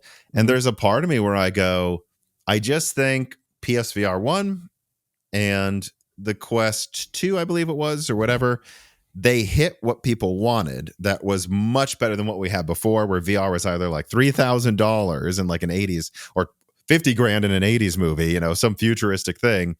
Now it's like 500 or less and it works. And that got everyone to buy VR devices for like 5 years. And it's not until, you can put them in something the size of sunglasses for $200 that anyone's going to have, and it looks far better, that it's going to be appreciably better than basically what we've been able to do for the past 5 years. And until you get there, I don't think people want the iterative upgrade, right? Either it's frictionless, looks good, doesn't cost too much, or all the people that already wanted it already bought it and they're not impressed by the new stuff. So yeah, fair enough. Seeing the VR landscape itself kind of melt down makes me go, I don't think Sony played it smart necessarily, but they seem to have, I can't prove they were wrong. The entire market seems to have declined for the foreseeable future. So yeah, I think, and it's not like they haven't played around with a lot of interesting technologies. Like we brought up PlayStation Move earlier. If you read about the history of Move and Dr. Richard Marks, who's the guy that like headed the motion kind of stuff with, and a lot of the R&D stuff generally at PlayStation for many years, like they were working on that before Wii was even announced. So they didn't know that they were about to like be competed with, and they just didn't get it out in time and they dragged their feet. And I love the point that you make of like, if you want to make a mass market machine, one of the major things you can do is to just eat as much cost as possible. And if you're not willing to do that, then you're going to really, and maybe they saw something in the tea leaves last minute where they're like, we can't sell this at a loss. We can't afford to because we think this market's declining. Like maybe they are the smart ones and that was why they did it. I don't know.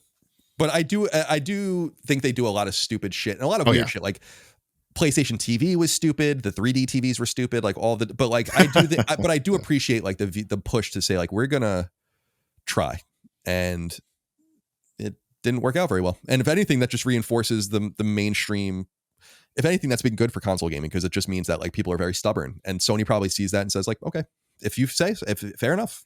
I mean, you think we'll see a big push for it again with PS6? I mean, my guess is no. No, I don't think so. I think you don't take a bite out of that apple again. I don't think. If anything, you just keep VR2 going for in the back. Like they have no loss into just keeping that going for a little while and just seeing what happens. But I just don't think that there's anything going to shake.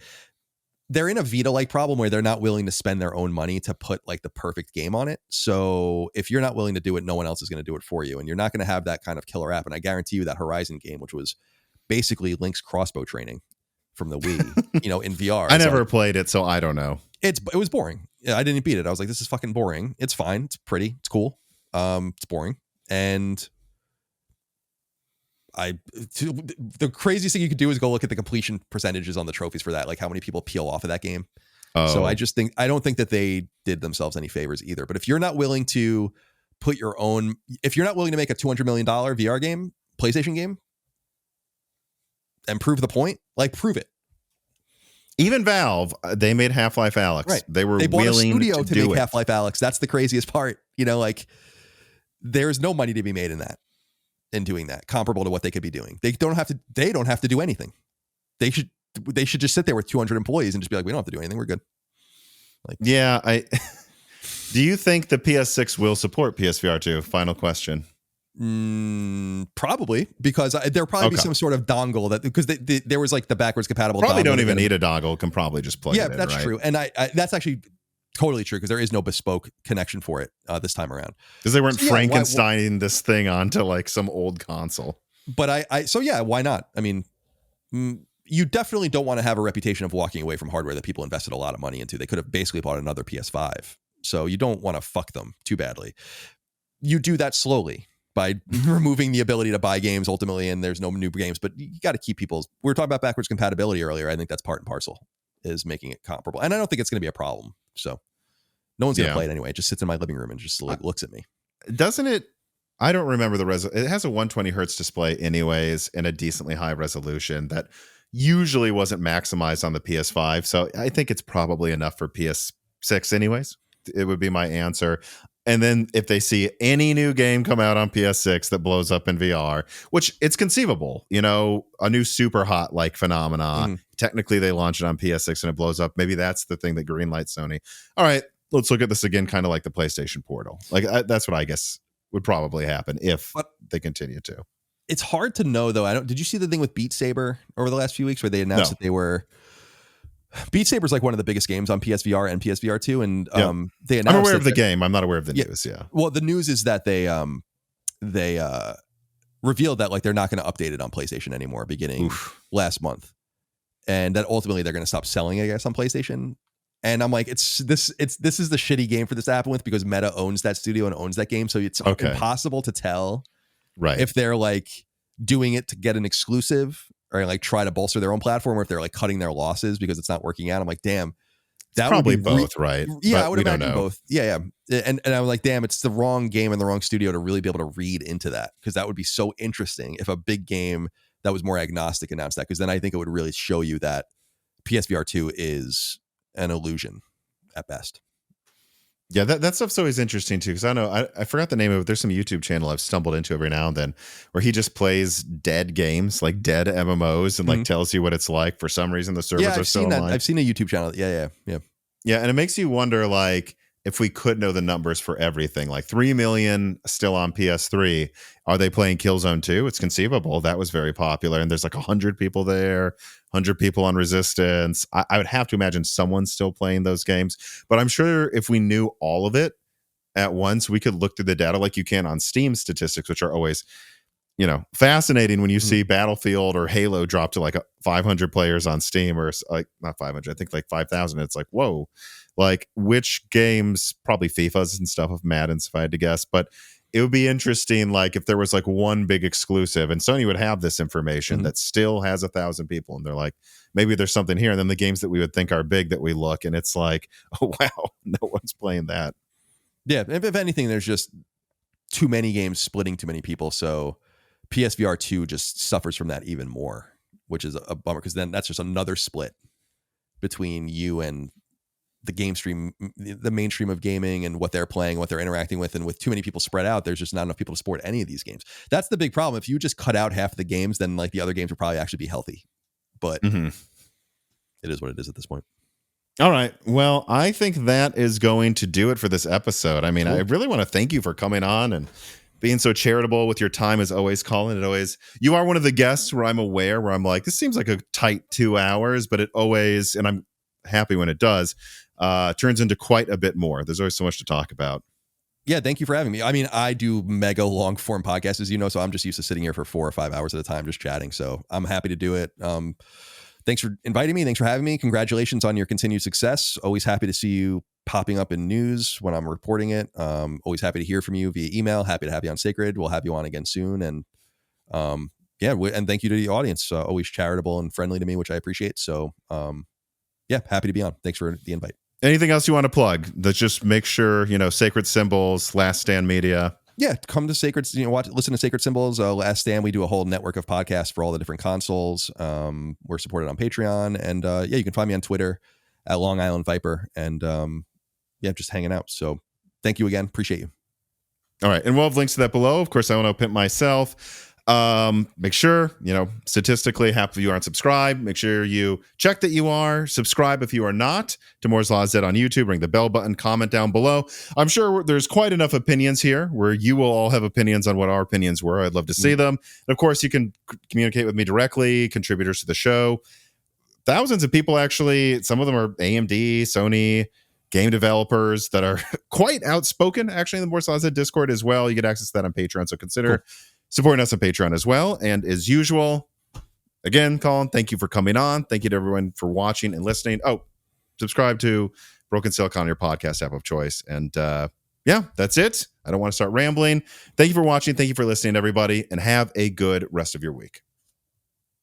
This podcast was brought to you by the YouTube channel and website Moore's Law is Dead. Moore's Law is Dead and Broken Silicon are trademarks of their creator, Tom. That guy is me, and I am indeed the creator, editor, writer, and showrunner of Moore's Law is Dead podcasts, videos, articles, and other media. However, it's not just me. Moore's Law is Dead is a team, with Broken Silicon co-hosted by my brother Dan, audio editing by Gerard Cortez, renders being done by the industrial designer Jean-Philippe Clermont, and special assistance is also provided by Carmen Cry and Carrie Nosugada as well. Find all of our information at www.mooreslawsdead.com on the About/Support page. In the event you do want to hire me for consulting work, hire Gerard for audio work, hire Jean-Philippe for industrial design work, or you're interested in working with Carbon Cry or Carrie Nosugada as well. You can also find our long-term sponsors on that page if you want to show them some love for putting food on our tables. Or you can also mail us some love. You can send letters or hardware donations to the following address: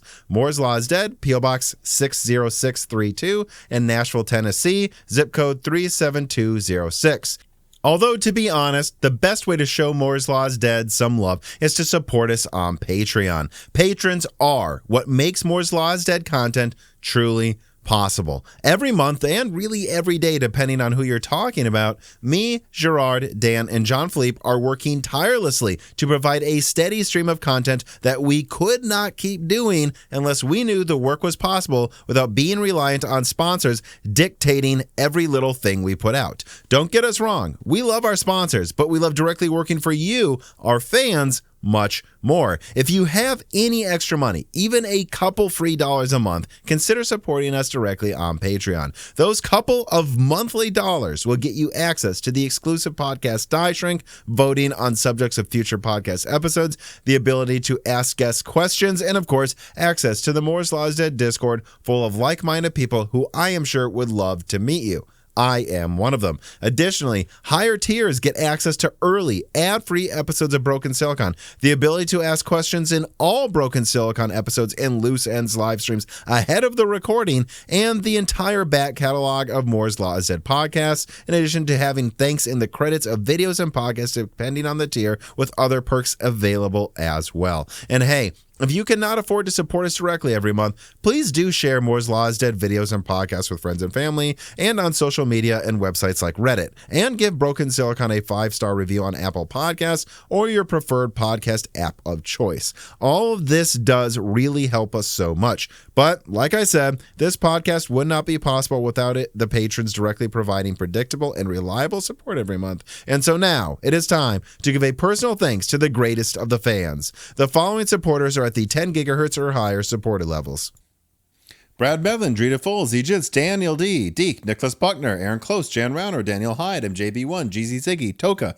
Compressed AI Blocks, SNES Chalmers, Jem Ferriero, Velcom Alev, Jensen Wang, Gregor Acker, Sarcastro, Chris Rich, Evan Dingle, Hal Buma, Shredbird, Sammy Molas, The Boss Haas, Tommy, Krisen, Thenos, Jonathan, Neithra Zink, Amiable Chief, Jake Dude 23, Aisha, Jake Martin, Zlicky, Gamers Unite, Meat and Pork, Tim Robb, Ian Clifford, Travis Gooding, Mad, Zoot Suit Taylor, Greg, Michael McGee, Patty Cake, Stephen Coates, Mark Mitchell, James Anderson, Mark Raidmaker, Cole Addict, Cameron, Henry Zhang, Wesley Sager, Michelle Pell, Win Wang, Wexapuma, Reginald Ari, Teak Autumn, Windstar, Corey Leonard, James I. Raider, Little Germany, Shay, Milton, John Swin, Brett Jones, Chuck Glidden, Mac Daffy, Stephen Dick, Justin Bussell, Austin Haggerty, Joe Foot, Brian Scanlon, Hardland, Jansen Ingema, Joseph Kelly, Slushbaugh, Him Segung, Tails 2299, Brian Wright, Sisyphos 7771, The Forbidden Juice, RB Racer, Thalo 215, Alex Vega, Freedy, Michael Cozy, Crystal Joe, Elbergun, Kikam, Solarized 80, 37 by 73, Sputnik, Brian P, Hoodat 42, Cornster 671, Penta Winta, Hal Richard, Omega Doge, John Wick Boomstick,